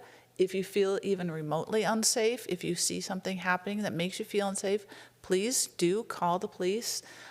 If for nothing else, we want to build an evidentiary record of what's been going on. They've changed the label on the back of their uniforms. It says Edina Police. They're here to help us and keep us safe. And so we're here as your partners. We wish we could do more. But it's just a horrible situation. But do think of us as our police are here to keep you safe. If you don't feel safe, call them, and everybody hang in there. Good, thanks for that. Member Risser. Thank you, and I just want to give a shout out to Edina staff who have been working on our website, and if you go to our home page now, at the very top there is a banner that you cannot miss. There's a red button and immigration help in caps, which is very informative, I think, as you scroll down on that website. And there it is. See, there's the button. And if we click on that, you can see the latest news. And I'm not going to ask that we click on the view the news, but encourage people to view the news, watch Agenda Edina. And then moving down, you have additional links. If you have questions about police approach to immigration enforcement, there's a lot of information right there. And I just want people to know about this site because it is being updated regularly, true? Yes. And it does have a lot of information, including immigration and legal help, basic needs, other resources. So shout out to that, and please, if you have not visited this site and clicked on the links, please do so. We are doing a lot of things, and we're hearing from a lot of residents. We're getting some really good feedback and ideas about what we could do. Some of the things that are being suggested are things that pertain to information that we've already posted online. So please go take a look at that and know that we are very engaged and working toward helping community as best we can. So thank you. Yeah, thanks for that. Well, I spent, I left Tuesday noon to go to the U.S. Conference of Mayors meeting. And then it started Wednesday morning. I left Tuesday afternoon out in Washington, D.C., the winter meeting. And I can give you a quick overview of that meeting Wednesday, Thursday, Friday. It was over about 2 o'clock. So I was able to get home on Friday night. And just by serendipity, ended up coming back on the same plane with our 2 U.S. senators. So that was interesting to have conversations with them, both at the airport and then once we got home too, walking the baggage. Wednesday, we had the plenary session in the morning and then some good conversation around housing. And then towards the end of the morning on Wednesday, they always have a press conference. And one of the big topics, of course, whether it's local or national, is housing. And so the president and a couple of the other officers talked about housing and some other issues. And then Elizabeth Couts from Mayor Burnsville was asked to address the situation in Minnesota and did just an excellent job of kind of setting the stage and talking about issues that we were facing in our state and particularly in her town, and business closures and other things that were occurring as a result of immigration enforcement activity. And then one of the reporters asked the crowd of mayors, or probably 50 mayors at the press conference, well, is anybody in Minnesota doing anything with any other city? And of course, we had just formed this coalition of about 13 cities that are working together as a result of 2 meetings we had here on a Friday noon and with our chiefs and our city managers and mayors in Eden Prairie was the following week. And then our city managers and staff went to work right away, just like we had been working internally on this task force. They went to work right away getting a consultant hired that would assist us. And then I think a statement's been released relative to that coalition activity. And so as we were standing there at the press conference and somebody said, what about, is anybody working on this in Minnesota? Then both Eden Prairie and Burnsville kind of pushed me up. I said, go tell them what we're working on. So I went out and talked for a short period of time on what we were working on and how people in Minnesota were addressing this issue on a broad sort of basis. And it was a really, I thought that overall it was really effective press conference. And it's all on C-SPAN if you want to see that. Friday afternoon, or excuse me, Wednesday afternoon was a meeting I have to chair for Transportation Standing Committee. And we had U.S. DOT General Counsel there. We had NACO, National Association of Counties, National Association of Municipal Planning Organizations, AMPO. We're all working together, the local governments, AMPO, NACO, on trying to get more surface transportation money on the reauthorization directed to cities in particular and local units of government, which is not the way it usually goes. Usually the money goes at the state DOTs and it dribbles out from there. But the situation with respect to transportation infrastructure has changed so much in our country since COVID. There's so much more emphasis on local road pressures and systems with all these at-home deliveries and all the pressure on local streets. Some of the cities that have big Amazon warehouse distribution operations, their roads that would normally last 50 years are starting to get torn up and destroyed. So we need more money coming to the cities, the counties, the municipal planning organizations directly. And so we've instituted this concept of localism, and I think we're getting some traction around it, especially with those 3 organizations working together. And so that was encouraging. And then we had a good conversation with US DOT too, and for us fellow lawyers, the guy, he has got 400 lawyers working for him. So a pretty good sized law firm, and it was a real pleasant dialogue there as well. And then on Thursday, we had, a variety of sessions, climate-related, metro economies related. That was on Wednesday. That was the first meeting I went to on Wednesday after the plenary, because you always pick up a lot of good information there on the national world economy, and then the city's reporting out on different kinds of activities. And then on Thursday at noon, the noon plenary, Jacob Fry showed up and was really well received by all the mayors. And the mayors across America are probably, 75% Democrat, 25% Republican, and got a standing ovation from everybody, and did a great job on his speech talking about what was going on in Minneapolis. And then at 2:30, he was supposed to be on a panel with me, but he didn't stick around.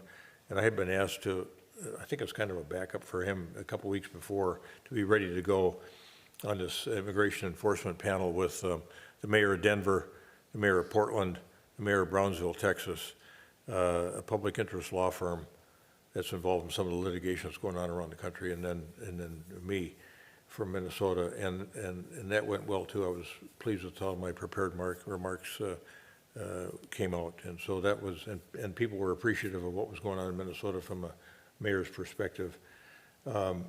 And then just a series of other meetings all the way again through Friday early afternoon, and they had a late lunch, and off we went back to the airport. So it was 2.5 compressed days of a lot of work, not much sleep, but well worth it. And I'd say the primary takeaways are a lot of emphasis you're going to see around housing production and affordability, and then concerns all over the country about immigration enforcement, and how to make sure that